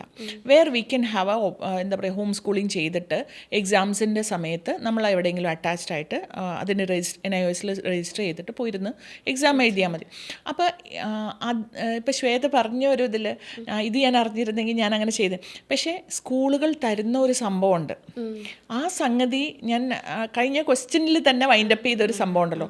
എന്ത് സാധനമാണെങ്കിലും സ്കൂൾ എന്ന് പറയുന്ന പ്ലാറ്റ്ഫോം തരുന്ന ഒരുപാട് സാധനങ്ങളാണ്. നമുക്ക് ടാഞ്ചിബിൾ അല്ലാത്ത കുറേ സാധനമാണ് സ്കില്ലെന്ന് പറയുന്നത്. ആ സ്കിൽ എൻവയൺമെൻറ്റ് നമ്മൾ കട്ട് ഓഫ് ചെയ്യുന്നത് നല്ലതല്ല. പക്ഷേ ടാലൻ്റ് ഉള്ള കുട്ടികൾ അവരുടെ ബ്രെയിനിൻ്റെ മാപ്പിങ് കുറച്ച് ഫ്രീക്വൻസി വ്യത്യാസമായിരിക്കും. ആ ഫ്രീക്വൻസിയിൽ അവർക്ക് ആ സ്കില്ലിനോടായിരിക്കും അഫിനിറ്റി. സോ ആ എൻവയൺമെൻറ്റ് കുറച്ചും കൂടി നല്ലതാക്കാൻ നോക്കുക. അപ്പോൾ പാരൻസ് കൊണ്ടുവിടുമ്പോൾ ഇപ്പോൾ ഒരു തബ്ല ആർട്ടിസ്റ്റ് ആയിട്ടുള്ള ഒരു കുട്ടിയാണെങ്കിൽ തബ്ല പഠിക്കാൻ പോകുന്ന ആ എൻവയൺമെൻറ്റ് കുറച്ചും കൂടി പിയർ ഗ്രൂപ്പ് ഇൻട്രാക്ഷനോ ആൾക്കാരുമായിട്ടുള്ള ഒരിത് കൂടുതൽ കൊടുക്കുകയാണെങ്കിൽ ആ സ്കിൽസ് അവിടുന്ന് കിട്ടും. പക്ഷേ ഇത് ആ കുട്ടിക്ക് കിട്ടുന്ന ആ അറ്റ്മോസ്ഫിയർ ഒരിക്കലും cannot be matched with what you learn from or what you get from A academic atmosphere. അത് സ്കൂളിൽ നിന്ന് തന്നെ കിട്ടണം. അപ്പോൾ എന്ന് വെച്ചാൽ നമ്മൾക്കൊരു annual day or B it A sports day, ഇതൊന്നും ഒരിക്കലും ഓപ്പൺ സ്കൂളിങ്ങിൽ നമുക്ക് ചെയ്യാൻ പറ്റത്തില്ല. പക്ഷേ അതാണ് ഞാൻ പറഞ്ഞത്, ചില സ്കൂളുകൾ NIOS അവരുടെ ഒരു ഭാഗമാക്കി വെച്ചിട്ടുണ്ട്. അപ്പോൾ ഓപ്പൺ സ്കൂളിങ്ങിൻ്റെ ഒരു ഗുണം എന്ന് വെച്ച് കഴിഞ്ഞാൽ ഇപ്പോൾ +2 വരുമ്പോഴത്തേക്ക് 5 സബ്ജക്റ്റേ ഉള്ളൂ. അതിൻ്റെ അകത്ത് ഈവൻ ക്രാഫ്റ്റ് ഉണ്ട്, അതിൻ്റെ അകത്ത് കുക്കിംഗ് ഉണ്ട്, സൈക്കോളജി ഉണ്ട്, അങ്ങനെ കുറച്ച് ഡിഫറെൻ്റ് ആയിട്ടുള്ള സബ്ജക്ട്സ് ഉണ്ട്.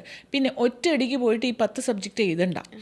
ഒക്ടോബറിൽ ഒരു 3 എഴുതിയാൽ ബാക്കിയുള്ളത് മാത്രം മാർച്ചിൽ എഴുതി. അങ്ങനെയൊക്കെയുള്ള ഫ്ലെക്സിബിലിറ്റി ഉള്ളതുകൊണ്ട് നമുക്ക് ടൈറ്റായിട്ടുള്ള ഒരു കരിയർ ഏർലി ഏജിൽ ഡെവലപ്പ് ചെയ്തവർക്ക് NIOS ആയിരിക്കും ഏറ്റവും നല്ലത്. ഓക്കെ, ഇപ്പം നമ്മൾ ഇതിൻ്റെ പോഡ്കാസ്റ്റിൻ്റെ ഫസ്റ്റ് ഇതിൽ മാം സംസാരിച്ച് തുടങ്ങിയത് തന്നെ നമ്മുടെ ഇന്ത്യൻ എഡ്യൂക്കേഷൻ സിസ്റ്റത്തെ പറ്റി സ്റ്റാർട്ട് ചെയ്തിട്ടാണ്. നമ്മുടെ ഒരു ഗുരുകുല സിസ്റ്റം ഉണ്ട്, അത് നമ്മുടെ ട്രഡീഷനാണ്, നമ്മളത് ഫോളോ ചെയ്ത് വന്നിരുന്ന, പക്ഷേ ഇടയ്ക്ക് എവിടെയോ നമുക്കത് കൈവിട്ടുപോയി. ഇപ്പോൾ നമ്മളും ഈ പറഞ്ഞ പോലെ യൂറോപ്യൻ കൺട്രീസിൻ്റെ അടുത്തുനിന്ന് കടമെടുത്തിട്ടുള്ള ഒരു എഡ്യൂക്കേഷൻ സിസ്റ്റം തന്നെയാണ് ഫോളോ ചെയ്ത് പോകുന്നത്.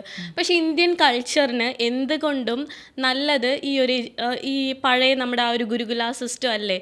അതിനി തിരിച്ച് നമ്മുടെ എഡ്യൂക്കേഷൻ സിസ്റ്റത്തിലേക്ക് കൊണ്ടുവരാൻ എന്തെങ്കിലും വഴിയുണ്ടോ? അല്ലെങ്കിൽ ഈ ബോർഡിംഗ് സ്കൂളിൽ നമ്മൾ നിന്ന് പഠിക്കുന്ന അതും ഇതും തമ്മിൽ എന്തെങ്കിലും കണക്ഷൻ വരുന്നുണ്ടോ? ശ്വേത, ഇതിൽ ഗുരുകുല സിസ്റ്റം കണ്ടിന്യൂ ചെയ്യുന്ന ഇൻസ്റ്റിറ്റ്യൂഷൻസ് ഇന്നും ഉണ്ട് ഇന്ത്യയിൽ. അതിൽ ടീച്ചേഴ്സ് ഇപ്പോൾ ചില സ്കൂൾസിൽ പറയാൻ റേഷ്യോ ഓഫ് സ്റ്റുഡൻസ് ഇസ് 1:12, 1:25 എന്ന് പറയുന്നത്. That is actually they are trying to say that we are following the gist of that culture.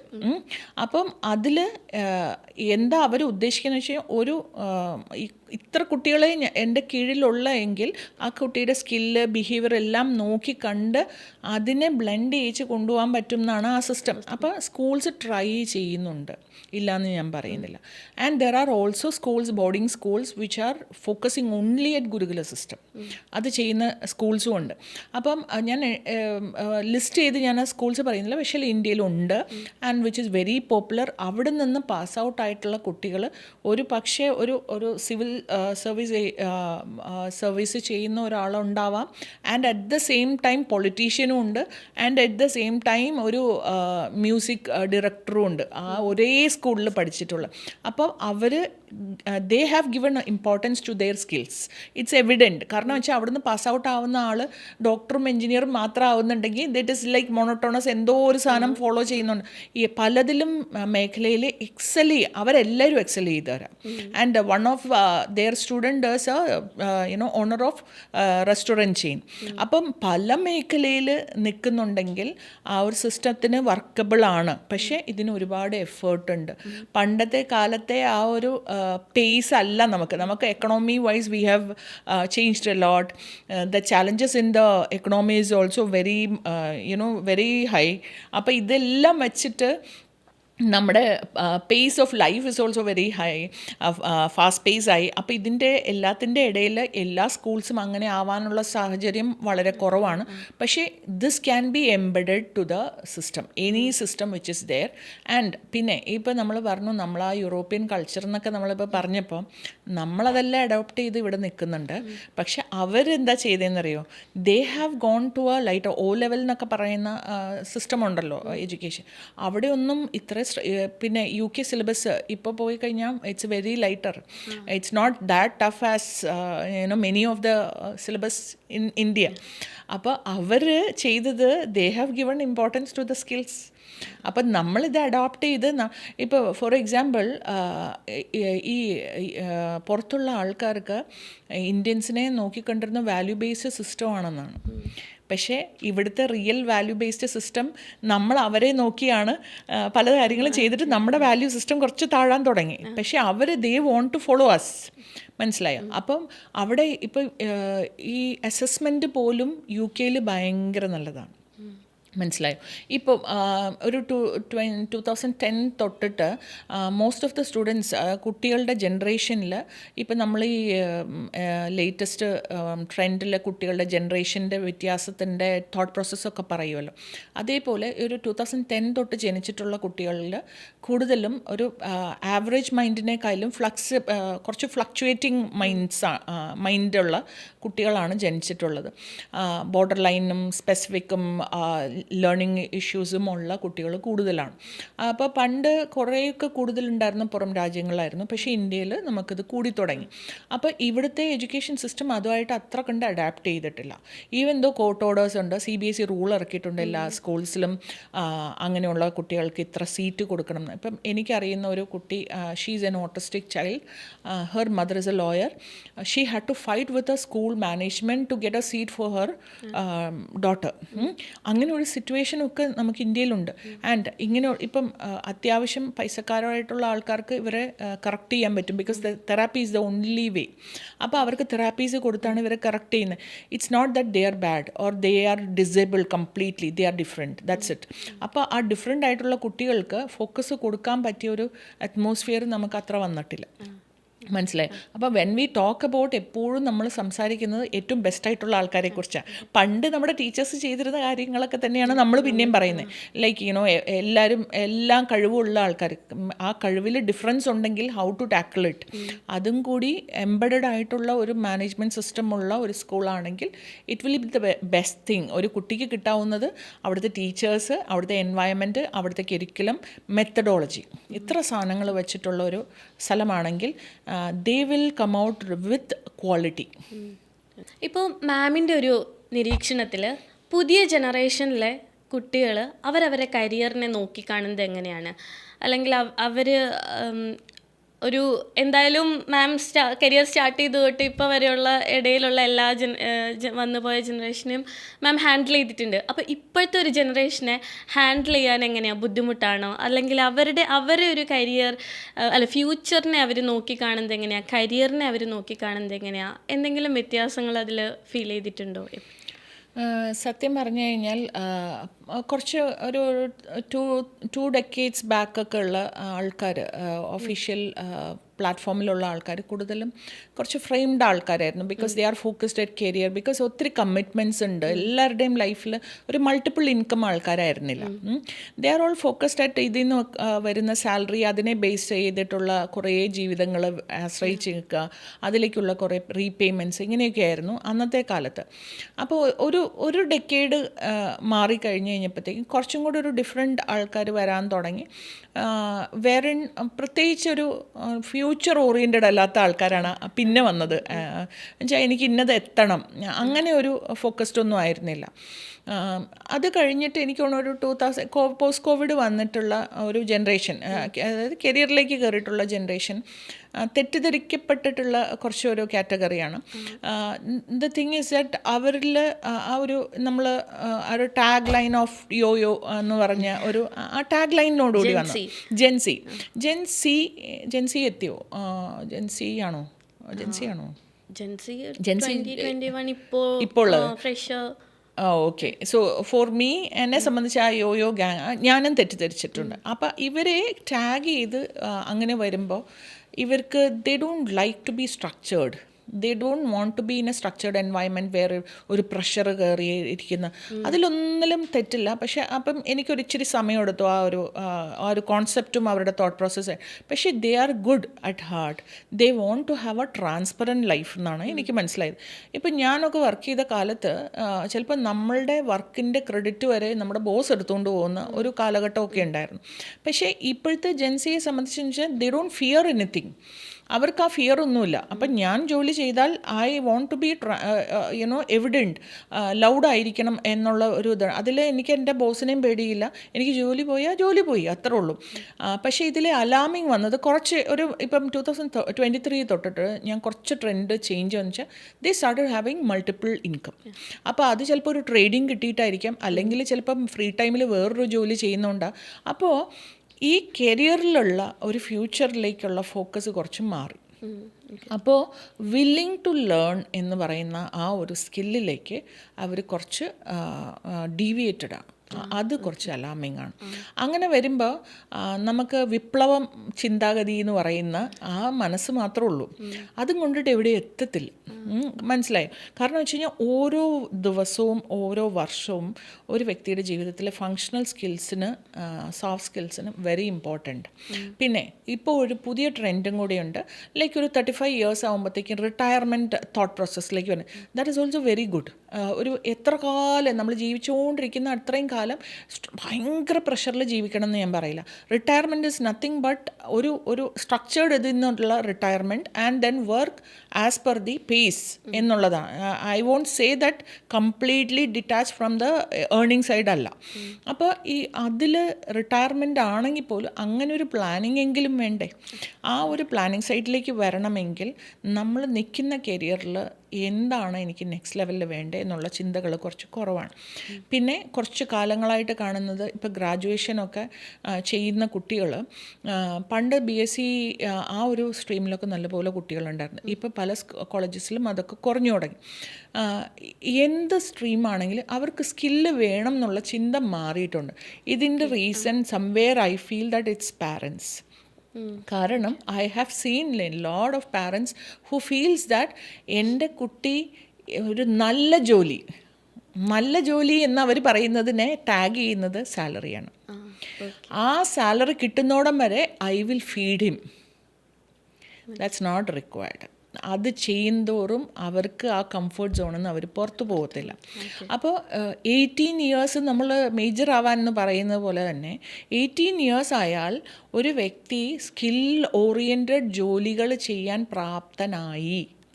അവിടെ സ്കിൽ ഓറിയൻറ്റഡ് ലേണിങ്സ് നടക്കണം, പൈസയ്ക്കല്ല importance. Parents have to think that എൻ്റെ കുട്ടി എന്ത് ജോലി ചെയ്താലും അവനൊരു ആ പൈസ കൊണ്ട് ചിലപ്പോൾ ജീവിക്കാൻ പറ്റത്തില്ലായിരിക്കാം. പക്ഷേ as long as it is going to add value to his future, ഞാൻ എൻ്റെ മകനോ മകളുടെയോ ലൈഫിൽ ഞാൻ എപ്പോഴും ഒരു ബാക്കപ്പായിട്ട് നിൽക്കണം. പക്ഷേ അവനെ മാക്സിമം അതുകൊണ്ട് ജീവിക്കാൻ പഠിപ്പിക്കണം.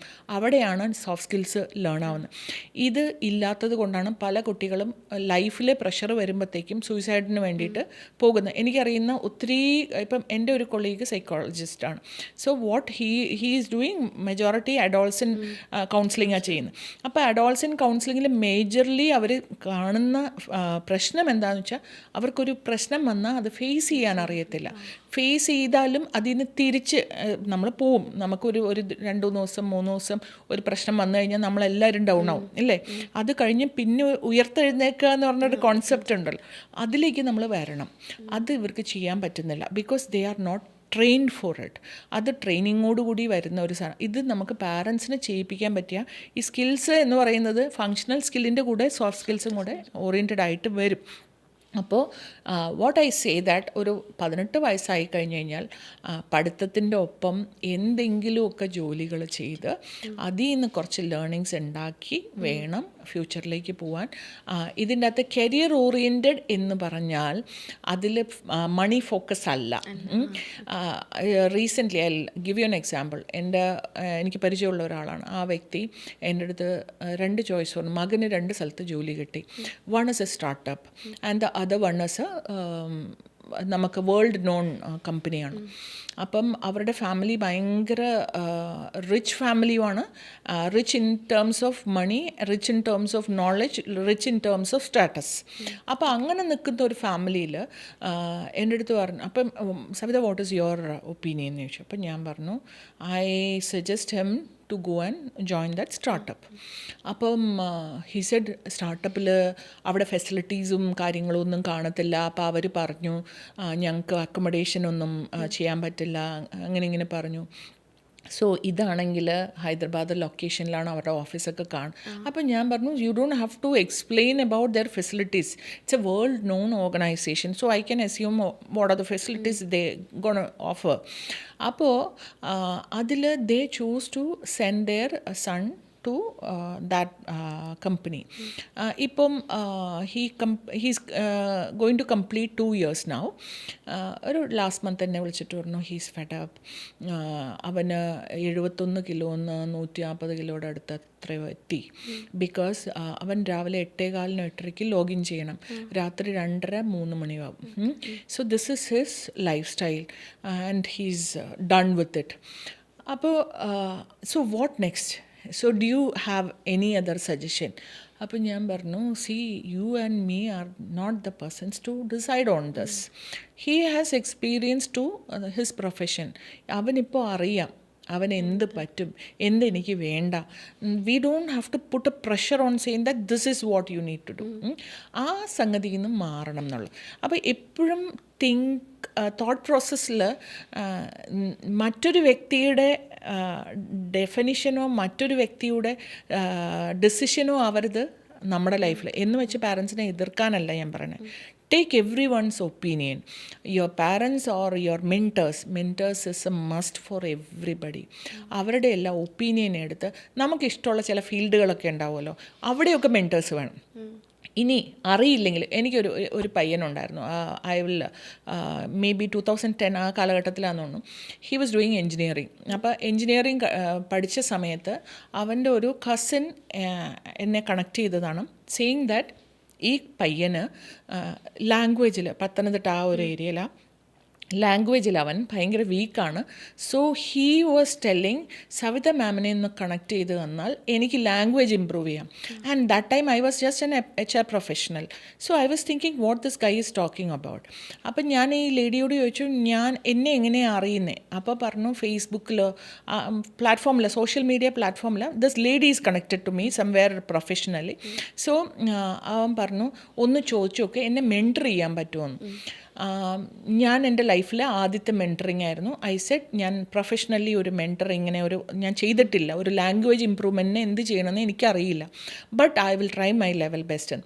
ആ പയ്യനെ ഞാൻ കുറേ കാലത്തോളം കണ്ടിട്ടില്ല. But what I did is, ഇവനോട് ഞാൻ പറഞ്ഞു, എവറിഡേ ഉള്ള കാര്യങ്ങൾ നീ മെസ്സേജായിട്ട് അയക്കാം, അത് ഇംഗ്ലീഷിൽ മാത്രം ടൈപ്പ് ചെയ്ത് അയക്കാം. അപ്പോൾ ഞാൻ ആ ലാംഗ്വേജ് കറക്റ്റ് ചെയ്ത് കൊടുത്തിട്ടുണ്ട്. ഇതാണ് ഞാൻ ചെയ്തിരുന്നത്. പിന്നെ ഒരു പോയിന്റിൽ വാട്സപ്പിൽ ഞാൻ ഫ്രീക്വൻ്റ് ആയിട്ട് ഉണ്ടാവാൻ തുടങ്ങിയപ്പോൾ എവറി ഡേ വോയിസ് നോട്ട് അയക്കാൻ പറഞ്ഞു ഇംഗ്ലീഷിൽ. അപ്പോൾ he started conversing in English. Then later on ഇവൻ ഡിഗ്രി കഴിഞ്ഞ് കഴിഞ്ഞപ്പോഴത്തേക്കും ഇവൻ പുറത്തേക്ക് പോകാൻ വേണ്ടിയിട്ട് IELTS ആണെന്ന് എനിക്ക് തോന്നുന്നു, ഒരു പ്രാവശ്യം അപ്പിയർ ചെയ്തു, ഹി ഡിൻ ക്ലിയർ. രണ്ടാമത്തെ തവണ ചെയ്തു, he didn't clear. So that time അവൻ്റെ അപ്പം പറഞ്ഞു, ഇനി പരിപാടി വേണ്ട. അപ്പോൾ he was into civil. അപ്പോൾ ഇവന് സ്ട്രക്ചറൽ ചെയ്യണം, ഓസ്ട്രേലിയയിൽ തന്നെ ചെയ്യണം എന്നായിരുന്നു. അപ്പം എൻ്റെ അടുത്ത് പറഞ്ഞപ്പോൾ ഞാൻ പറഞ്ഞു, this time you do it, ഞാൻ ഹെൽപ്പ് ചെയ്യാം. അപ്പോൾ it was an arrangement between me and him. ഞാൻ അവന് എല്ലാ ഹെൽപ്പും ചെയ്തു കൊടുത്തു. That time he cleared. Even clear ചെയ്ത് അവിടെ പോയി, അവിടെ പഠിച്ചു കഴിഞ്ഞ് പഠിക്കുന്ന സമയത്ത് ഇവൻ പാർട്ട് ടൈം ആയിട്ട് സർവീസിലാണ് നിന്നുള്ളത്, ഓൾഡ് ഏജ് സർവീസിൽ. ആൻഡ് ഓൾഡ് ഏജിൽ സർവീസിൽ ചെയ്യുന്ന സമയത്ത് ഐ വാസ് ലിറ്റിൽ അപ്രിഹെൻഷൻ ഉണ്ടായിരുന്നു അവനെ കൊണ്ട് അത് പറ്റുമെന്ന്. കാരണം വെച്ചാൽ old age service is not that easy as we think. പക്ഷേ ഇവൻ ഓൾറെഡി ആൾക്കാരെയൊക്കെ സർവീസ്, ഇവൻ്റെ അപ്പൂപ്പനെയും അമ്മൂമ്മയൊക്കെ നോക്കുന്ന ഒരു പ്രകൃതക്കാരന്, he could do it very well, നല്ലോണം സമ്പാദിച്ചു. അതിനുശേഷം അവന് വളരെ ക്ലിയറായിട്ട് പറഞ്ഞു, ചേച്ചി എനിക്ക് അവിടെ തന്നെ എങ്ങനെയെങ്കിലും ഒരു ജോലി കിട്ടണം എന്നായിരുന്നു. ആൻഡ് അതും എനിക്ക് പക്ഷേ അവൻ അവിടുത്തെ ഒരു ഗവൺമെൻറ് പ്രോജക്റ്റിൽ കയറി. And then later each year when he comes to Kerala, when he talks to me, that is when നമ്മൾ ഈ ടീച്ചേഴ്സിൻ്റെ മുഖത്തുള്ള ഹാപ്പിനെസ് എന്ന് പറയുന്നില്ല, അത് ഞാൻ അനുഭവിച്ചു. So it is like skill, whatever skill it is possible, if you have willingness to learn, if you explore your life with many things. അപ്പോൾ ആ ഒരു സാധനം നമ്മൾക്ക് കുട്ടികൾക്ക് എല്ലാവർക്കും വേണം, എങ്കിലേ കരിയർ മീനിങ് ഫുൾ ആവത്തുള്ളൂ. അല്ലാണ്ട് ഒരു സാലറി എന്ന് പറഞ്ഞ ടാഗിലേക്ക് നിങ്ങൾ അറ്റാച്ച് ചെയ്യാൻ നിന്നാൽ ചിലപ്പോൾ you may not be experiencing what is the worst scenario. മനസ്സിലായോ? അപ്പം ഒരു ബിഗ് ഓർഗനൈസേഷനും ഒരു സ്മോൾ ഓർഗനൈസേഷനിലും കരിയർ സ്റ്റാർട്ട് ചെയ്യുന്നതിൽ ഡിഫറൻസ് എന്താണെന്ന് വെച്ചാൽ, small organization will be struggling for everything. Finance തൊട്ട് കസേര പോലും ചിലപ്പോൾ പ്രോപ്പർലി ഉണ്ടാവില്ല. ആൻഡ് ചിലപ്പം നമ്മൾ തന്നെ പുറത്ത് പോയിട്ട് ഒരു സാധനം മേടിക്കേണ്ടി വരും എല്ലാം. പക്ഷേ അവിടെ നമ്മൾ ലേൺ ചെയ്യുന്ന കാര്യങ്ങൾ 360 ഡിഗ്രി പോലെയാണ്. മനസ്സിലായോ? പക്ഷേ ഒരു ബിഗ് ഓർഗനൈസേഷനിൽ എവറിത്തിങ് ഇസ് സെറ്റ്. ഒരു മൂലയ്ക്കിരുന്ന് അവർ പറയുന്ന ഒരു പീസ് റേറ്റ് ഓഫ് സാധനം മാത്രം ചെയ്താൽ മതി. അവിടെ your exposure is getting limited. So career meaningful ആവണമെങ്കിൽ your career should start with a small organisation where you are getting expose to many things salary need not be a criteria for that. School വിദ്യാഭ്യാസത്തിൽ ഈ പറഞ്ഞ പോലെ financial skills, communication skills അതൊക്കെ important ആണോ സ്കില്ലിനെ പറ്റി നമ്മൾ സംസാരിക്കുമ്പോൾ? ഞാൻ നേരത്തെ പറഞ്ഞ ഒരു ആൻസർ തന്നെയാണ് ഇതിലും ഉള്ളത്. സോഫ്റ്റ് സ്കിൽസ് എന്ന് പറയുന്ന സംഗതികളിൽ ഇൻക്ലൂഡഡ് ആയിട്ടുള്ള ടോപ്പിക്സാണ് ഇതെല്ലാം ഇമ്പോർട്ടൻ്റ് തന്നെയാണ്. Including I would say that soft skills എന്ന് പറഞ്ഞാൽ പോലും ലൈഫ് സ്കിൽസും കൂടി അതിനകത്ത് വരണം. ലൈഫ് സ്കിൽസ് എന്ന് പറഞ്ഞു കഴിഞ്ഞാൽ നമ്മളൊരു ബൾബ് മാറ്റാൻ, അല്ലെങ്കിൽ ഒരു പമ്പിൽ എയർ കയറിയാൽ എന്താ ചെയ്യണം, മോട്ടർ നമ്മൾ ഓൺ ചെയ്യുമ്പോൾ അങ്ങനെയാണെങ്കിൽ എന്താ ചെയ്യേണ്ടത്, ഒരു മേ ബി ഒരു ലീക്ക് വന്നാൽ എന്താ ചെയ്യേണ്ടത്, ഇമ്മീഡിയറ്റ് ട്രബിൾ ഷൂട്ടിംഗ്, ഒരാൾക്കൊരു അസുഖം വന്നാൽ ഇമ്മീഡിയറ്റ്ലി, ഇതൊന്നും ആക്ച്വലി കവേർഡ് അല്ല. അപ്പോൾ soft skills like communication skill and time management or whatever it should be part. And life skills എന്ന് പറയുന്ന സംഗതിയിൽ വരുന്നതാണ് ചിലപ്പോൾ plumbing, electrical, carpentry and financial literacy, environment, health care, ഇതെല്ലാം അതിൽ വരുന്നതാണ്. ഇതെല്ലാം ഭാഗമാക്കാവുന്നുള്ളൂ if the management looks into the requirement. It is a real need of life. ഇപ്പം നമ്മുടെ നാട്ടിലെ ജോലിക്കാരിൽ ഭൂരിഭാഗം ആൾക്കാരും എക്സിക്യൂട്ടീവ് ലെവലിൽ നിൽക്കുന്ന എംപ്ലോയീസാണ്. പക്ഷെ അവരൊരിക്കലും ഒരു സ്ട്രാറ്റജിസ്റ്റ് ലെവലിലേക്ക് എത്തുന്നില്ല. അപ്പോൾ സ്ട്രാറ്റജിസ്റ്റുകൾ സത്യം പറഞ്ഞു കഴിഞ്ഞാൽ കുറവാണ്. അതെന്തുകൊണ്ടാണ്? അങ്ങനെയും സ്ട്രാറ്റജി ബിൽഡ് ചെയ്യുന്ന ആളുകളും നമ്മുടെ ഇടയിൽ വേണ്ടേ? ഈ ഒരു ക്വസ്റ്റ്യനിൽ എനിക്ക് തോന്നുന്ന ഒരു സംഗതി ഞാൻ പറയട്ടെ. അത് അവരവരുടെ വിഷനാണ്. എനിക്കൊരു കാര്യത്തിൽ ലൈക്ക് എനിക്കൊരു ചായ ഇടാം, എനിക്ക് എൻ്റെ ചായ ഏറ്റവും ബെസ്റ്റ് ചായ ആവാം, ഇത് രണ്ടും എൻ്റെ തീരുമാനമാണ്. മനസ്സിലായി? അത് മാത്രമാണ് അതിൻ്റെ അകത്ത് ഉത്തരം. ഞാനൊരു എൻ്റെ വീട്ടിലൊരു ഗസ്റ്റ് വന്നാൽ എനിക്ക് എല്ലാ ഫുഡും അവർക്കും ഉണ്ടാക്കി കൊടുക്കാം. But my food has to taste the best possible വേയിൽ എനിക്ക് പ്രസൻറ്റ് ചെയ്യാൻ പറ്റണം എന്ന് ഞാൻ ആഗ്രഹിച്ചാൽ ഞാൻ അതിനു വേണ്ടി അധ്വാനിക്കും. അതിനെന്തൊക്കെയാണ് വേണ്ടതെന്ന് നോക്കും. അപ്പോൾ ആ ഒരു ലൈനിലുള്ള ഒരു തോട്ട് പ്രോസസ്സ് കുറവാണ്. ഞാൻ നേരത്തെ പറഞ്ഞ ഒരു എക്സ്പ്ലനേഷൻ ഉണ്ടായിരുന്നു. ഇപ്പോഴത്തെ കുട്ടികൾ മൾട്ടിപ്പിൾ ഇതിലേക്ക് ഫോക്കസ്ഡ് ആവുമ്പോൾ സ്വന്തം ജോലിയിൽ എങ്ങനെ നെക്സ്റ്റ് ലെവലിലേക്ക് പോകണം എന്നുള്ള ഫോക്കസ് കുറച്ച് കുറഞ്ഞു തുടങ്ങി. ആ ഫോക്കസ് വന്നാൽ തീർച്ചയായിട്ടും സ്ട്രാറ്റജിയിലേക്ക് വളരും. ഇപ്പോൾ ഞാൻ initial years of my career I was never a strategist. പക്ഷേ I was looking into how I can make the best out of my job എന്നുള്ളത് അന്ന് ചിന്തിച്ചിരുന്നു. അത് കഴിഞ്ഞ് over a period of time ആ ചിന്തകൾ കൂടിയപ്പോൾ ഞാൻ പതുക്കെ strategy level how it is going to impact my organisation, how it is going to impact my team of employees, ആ ഇമ്പാക്ട് അനാലിസിസ് ഞാൻ ചെയ്യാൻ തുടങ്ങിയപ്പോഴാണ് എനിക്ക് സ്ട്രാറ്റജി ഇഷ്ടപ്പെട്ടു തുടങ്ങിയത്.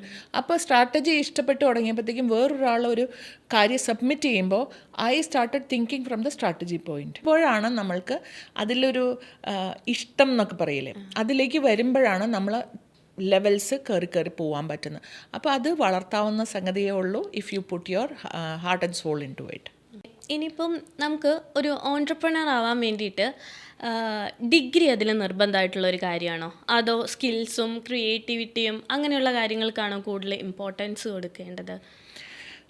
ഒരു ഓൺട്രപ്രണർഷിപ്പ് എന്ന് പറഞ്ഞ ഒരു ജേർണി ശരിക്കും പറഞ്ഞാൽ ഏത് പ്രായത്തിലും തുടങ്ങാം. ഇപ്പം ഇന്ത്യയിൽ തന്നെ ഒരുപാട് യങ് ഓൺട്രപ്രണേഴ്സ് ഉള്ള ഒരു കാലഘട്ടമാണ്. അപ്പോൾ ഇതിന് സ്കിൽസ് എന്ന് പറഞ്ഞത് വേണം, മസ്റ്റാണ്.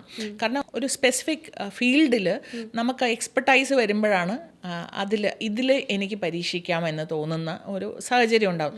അതിൽ ചുറ്റുമുള്ള ഒരു എൻവയൺമെൻറ്റ് ഒരു വലിയ ഇമ്പോർട്ടൻ്റ് ആയിട്ടുള്ള ഒരു കാര്യം. ചിലപ്പോൾ പാരൻസ് ആയിരിക്കും, ചിലപ്പോൾ ടീച്ചേഴ്സ് ആയിരിക്കാം, ഇതിനെ പ്രൊമോട്ട് ചെയ്യുകയും അതിലേക്ക് കുട്ടികൾ എത്തിപ്പെടുകയും ചെയ്യുന്നു. അപ്പോൾ അത് ഏത് ഏജിലും നടക്കാം. ഇതിൽ ഡിഗ്രി എന്നുള്ളതിനേക്കാൾ ആ ഒരു സ്കില്ലുണ്ടെങ്കിൽ ആ സ്കില്ലിന് എൻഹാൻസ് ചെയ്യാൻ എന്തൊക്കെ നോളജാണ് റിക്വയർഡ് എന്ന് മനസ്സിലാക്കി ആ നോളജുകൾ ഗ്രാബ് ചെയ്യുക. അതിനെ ഡിഗ്രി എന്ന് വിളിക്കാവോ എന്ന് എൻ്റെ അടുത്ത് ചോദിച്ചാൽ ഞാൻ പറയും അങ്ങനെയല്ല അതിനെ നോക്കിക്കാണേണ്ടത്. അതിന് എന്തൊക്കെ ഇപ്പോൾ ഫോർ എക്സാമ്പിൾ ഞാൻ കരിയറിൽ ഞാൻ PG എടുത്ത് മാനേജ്മെൻറ്റിലാണ്, HR ആണ് സ്പെഷ്യലൈസ് ചെയ്തത്. Over a period of time ഞാൻ HR ചെയ്തു, ബിസിനസ് എക്സലൻസ് എന്ന് പറഞ്ഞ പ്രോസസ്സ് ചെയ്തു, അതിനുശേഷം ട്രെയിനിങ് ആയി, അതിനുശേഷം ട്രെയിനിങ് കൺസൾട്ടൻ്റായി, അത് കഴിഞ്ഞിട്ട് എഡ്യൂക്കേഷണലിസ്റ്റായി, അത് കഴിഞ്ഞ് consultant for education and training ചെയ്യാൻ തുടങ്ങി. ഇതെല്ലാം ചെയ്യാൻ തുടങ്ങിയപ്പോൾ ഞാൻ ഒരുപാട് അനാലിസിസ് ഒക്കെ നടത്താൻ തുടങ്ങിയപ്പോൾ എനിക്ക് തോന്നിയ ഒരു സംഗതി, എനിക്ക് അനാലിസിസിൽ എനിക്ക് കുറച്ചും കൂടെ അറിയണം. അങ്ങനെ ഞാൻ at the age of 40 I did my 6 Sigma. മനസ്സിലായോ? അപ്പോൾ സിക്സ് സിഗ്മ ചെയ്തപ്പോൾ ആ കോഴ്സ് ചെയ്ത് കഴിഞ്ഞപ്പോൾ എനിക്ക് മനസ്സിലായേ how we can remove the subjectivity in our decisions. അപ്പോൾ ആ കോഴ്സിനാണ് ഞാൻ ഇമ്പോർട്ടൻസ് കൊടുത്തത്. അതൊരു ഡിഗ്രി ആയിട്ടല്ല ഞാൻ അതിനെ കണ്ടത്, ആ കോഴ്സിൽ നിന്ന് എനിക്ക് കിട്ടുന്ന ബെനിഫിറ്റിനെയാണ്. ആൻഡ് ആഫ്റ്റർ ലിറ്റിൽ ടൈം എനിക്ക് തോന്നി കുറച്ചും കൂടെ how IIMs are different from other institutions, what is the kind of methodology they are incorporating and how can I benefit out of it. എൻ്റെ കരിയറിൽ ഞാൻ ഡിസൈൻ ചെയ്യുന്ന പ്രോഗ്രാംസിൽ അവരുടെ എന്തെങ്കിലും ജസ്റ്റ് കൊണ്ടുവരാൻ പറ്റും. So I enroll for IIM program. അപ്പോൾ ആ പ്രോഗ്രാമിൽ നിന്നാണ് എനിക്ക് മനസ്സിലായത് the simulation is very important, case studies are important, evaluations and group discussions are more important than all textbook learning. അപ്പോൾ ഇത് നമ്മളുടെ കരിയറിന് എന്താണോ ആവശ്യം, എന്ത് നോളജാണോ ആ നോളജ് എപ്പോഴും അത് ഏത് ഏജിലും അതിനെ ഗ്രാബ് ചെയ്യണം. അതിനെ ഒരു പെർട്ടിക്കുലർ ഡിഗ്രി എന്ന് പറയുന്നതിനോട് എനിക്ക് അഭിപ്രായമില്ല. ഒരുപാട് ഡിഗ്രികൾ എടുത്തു കൂട്ടി കുറേ സർട്ടിഫിക്കറ്റും ഇതും വയ്ക്കുന്ന ഒരു കാലഘട്ടമല്ല ഇത്. കൂടുതലും സ്പെസിഫിക് ആവുന്ന ഒരു കാലഘട്ടമാണ്. അപ്പോൾ ജസ്റ്റ് ഒരു ഡിഗ്രി, എഗെയിൻ ഈ ഒരു ക്വസ്റ്റ്യൻ്റെ ഭാഗമായിട്ട് ഞാൻ അടുത്തൊരു കാര്യം പറയാം. ഇത്ര കാലം +2 കഴിഞ്ഞു ഇമ്മീഡിയറ്റ്ലി ഡിഗ്രി കഴിഞ്ഞു ഇമ്മീഡിയറ്റ്ലി PG എന്നുള്ള കോൺസെപ്റ്റിന് മാറ്റം വന്നിട്ടുണ്ട്. ഈ മാറ്റത്തിന് കാരണം തന്നെ to be little more precise, specific എന്നുള്ള ഒരു ട്രെൻഡ് വരുന്നുണ്ട്. അപ്പോൾ ഇപ്പോൾ എൻ്റെ അടുത്ത് എൻ്റെ ഒരു വിഷൻ ചോദിച്ചാൽ പോലും ഞാൻ പറയും to get the work and learn concept in the graduation. And I will always suggest a youngster to go for work before your PG. ജോലി ചെയ്ത് ജോലി എന്താണെന്ന് മനസ്സിലാക്കി ഏത് പ്രൊഫഷനാണ് എനിക്ക് സൂട്ടാവാൻ ചാൻസ് എന്ന് മനസ്സിലാക്കിയിട്ട് മാത്രമേ ഒരു പോസ്റ്റ് ഗ്രാജുവേഷൻ ചെയ്യാവുള്ളൂ. Don't rush for completing your degrees. Your age doesn't define your limit for a studies. You can learn any time. ഇനി PG 30-ാം വയസ്സിൽ ചെയ്താലും ആരും ഒന്നും പറയാൻ പോകുന്നില്ല. So you have to map your career as per your skills and then enjoy the journey. Be an employable employee or be a happy entrepreneur. അങ്ങനെ ഒരു ഇതാണ് ഞാൻ പറയുന്നത്. അപ്പോൾ ഓൺടർപ്രണർഷിപ്പ് സ്കില്ലും ഈ പറയുന്ന ഡിഗ്രിയും ഒരു എംപ്ലോയി ആയിക്കൊണ്ടിരിക്കുന്നതും ഒരു എംപ്ലോയർ ആവാൻ ഇതൊന്നും ഡിഗ്രിയെ ബേസ് ചെയ്തിട്ടില്ല. നമ്മുടെ പണ്ടത്തെ കാലത്തെ അമ്മൂമ്മമാരൊക്കെ ചിലപ്പം ഒരു 5-6 പാടത്തൊക്കെ മീൻസ് കൊയ്യുന്ന സമയത്ത് ശ്രദ്ധിച്ചിട്ടുണ്ട്. നിങ്ങൾക്കൊക്കെ എക്സ്പീരിയൻസ് ഉണ്ടോയെന്ന് അറിഞ്ഞൂടാ. ഈ പാടത്ത് കൊയ്ത്ത് നടക്കുന്ന സമയത്ത് it is not easy to manage the entire manpower. അവരുടെ പല കാര്യങ്ങളും ഒരേ ഷട്ടിലിൽ ഇതൊക്കെ നിയന്ത്രിക്കുന്നത് ചിലപ്പോൾ ഒരാളായിരിക്കും. സോ ദേ ആർ ആ സമയത്ത് ഡിഗ്രി എടുത്ത് ഫാമിങ്ങിൽ ഡിഗ്രിയും പോസ്റ്റ് ഗ്രാജുവേഷനും വെച്ചിട്ടല്ല അവർ. It's the skill which define their excellence അല്ലേ? അപ്പോൾ സെയിം വേ ഓൺടർപ്രണർഷിപ്പ് ജേർണിയിലും എക്സ്പീരിയൻസ് നേടിയിട്ട് അതിലേക്ക് ഇറങ്ങുക. പിന്നെ ഓൺടർപ്രണർഷിപ്പ് ജേർണിക്ക് ഗട്ട്സ് വേണം. Because it is not easy. The pressure, the work life balance, the emotional intelligence, it's all matters. Okay. ഇപ്പോൾ സ്റ്റുഡൻസ് ജോബ് സീക്കേഴ്സായി മാത്രം ചിന്തിക്കാതെ ജോബ് ക്രിയേറ്റീവ്സ് ആയിട്ടും കൂടെ ചിന്തിക്കാൻ വേണ്ടിയിട്ട് എന്തൊക്കെയാണ് അവർക്ക് വേണ്ടത്? അതിനായിട്ട് ശരിക്കും പറഞ്ഞു കഴിഞ്ഞാൽ എല്ലാ സ്കൂൾസ് തൊട്ടിട്ട് ക്യാമ്പുകൾ ഇതിനെ ബേസ് ചെയ്തിട്ട് ചെയ്യണം.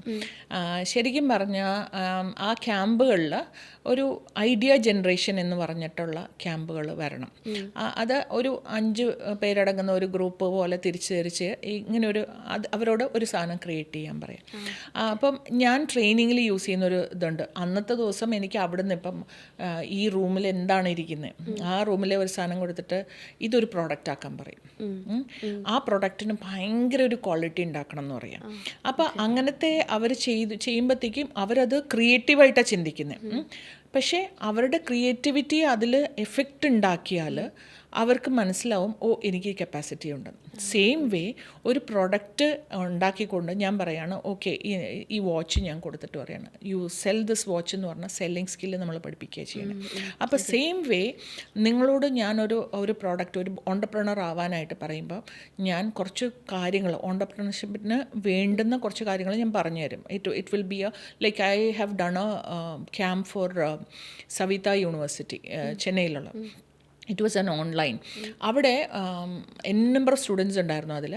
അപ്പോൾ ആ സ്റ്റുഡൻസിനെ ഞാൻ ഗ്രൂപ്പായിട്ട് തിരിച്ചുകൊണ്ട് അവരോട് പറഞ്ഞു, you decide a product or service which you want to sell ഓണ്ടർപ്രണർഷിപ്പിൽ തുടങ്ങാനായിട്ട്, കമ്പനി തുടങ്ങാൻ ആഗ്രഹിക്കുമ്പോൾ what all you need to do for that.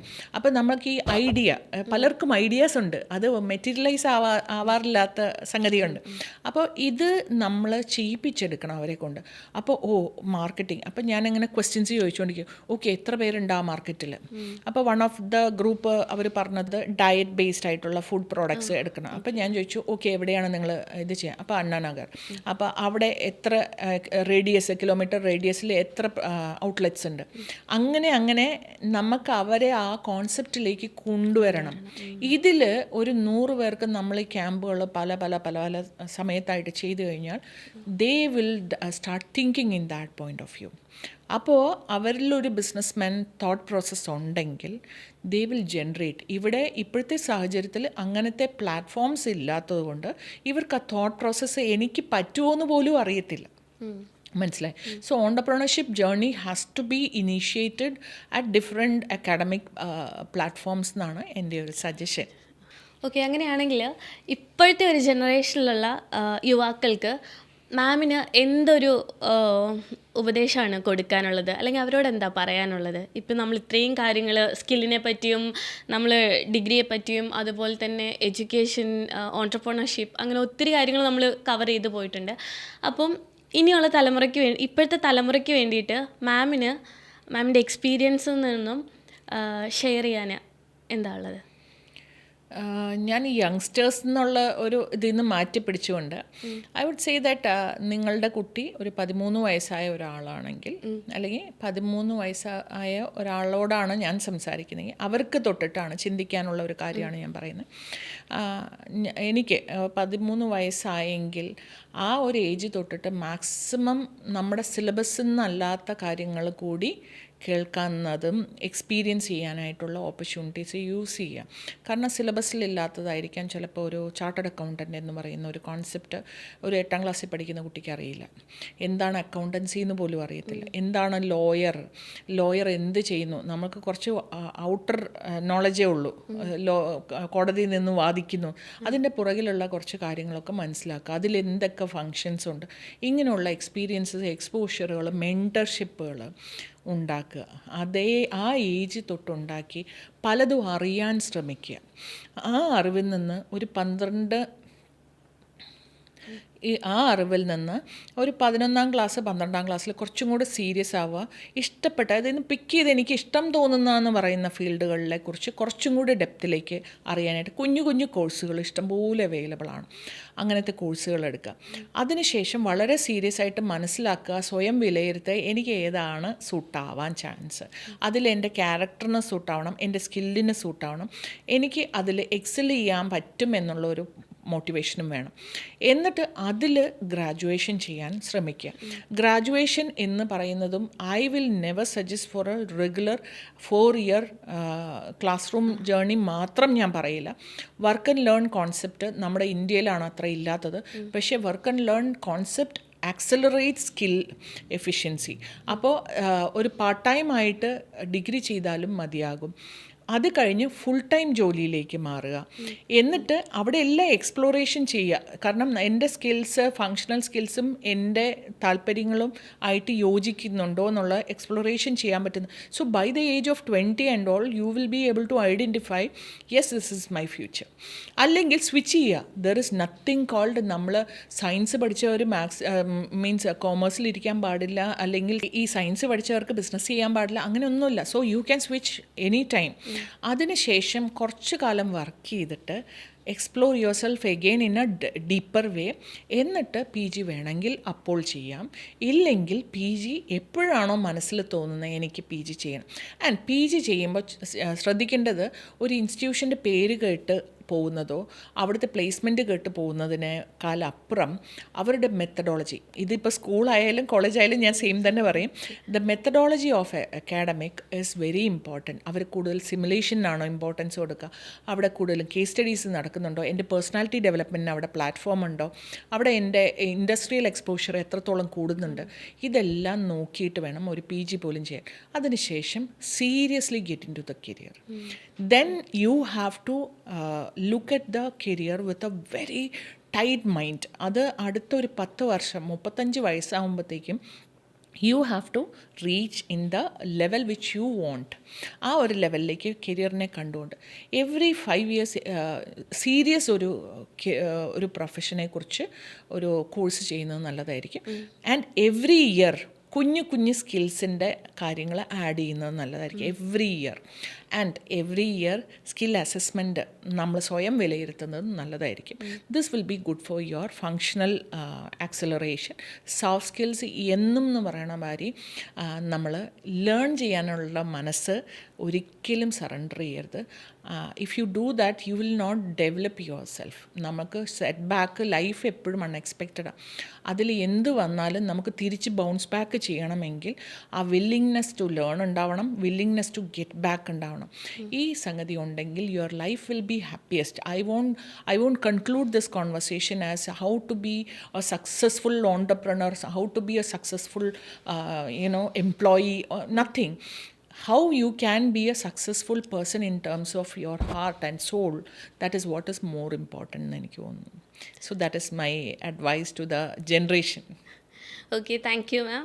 Thank you so much ഇത്രയും ടൈം ഈ ഒരു ടോപ്പിക്കിനെ പറ്റി ഡിസ്കസ് ചെയ്യാൻ. അതുപോലെ തന്നെ ഒത്തിരി കാര്യങ്ങൾ, ഇപ്പോൾ skills, skill gap, life skill, soft skill, ഇത്രയും കാര്യങ്ങളൊക്കെ നമ്മുടെ ലൈഫിൽ ഇമ്പോർട്ടൻ്റ് ആണ്. നമ്മൾ അത് ഫോക്കസ് ചെയ്യുക.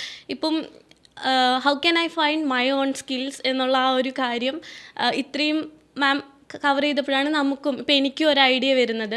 അല്ലെങ്കിൽ എൻ്റെ സ്കിൽ എന്താണെന്ന് തിരിച്ചറിയാതെ നമ്മൾ മുന്നോട്ട് ഫ്യൂച്ചർ കൊണ്ടുപോവുക, കരിയർ കൊണ്ടുപോവാം. അപ്പം ഇത്രയും കാര്യങ്ങൾ കവർ ചെയ്ത് okay, thank you ma'am. Thank you so much. Thank you so much, Shivet.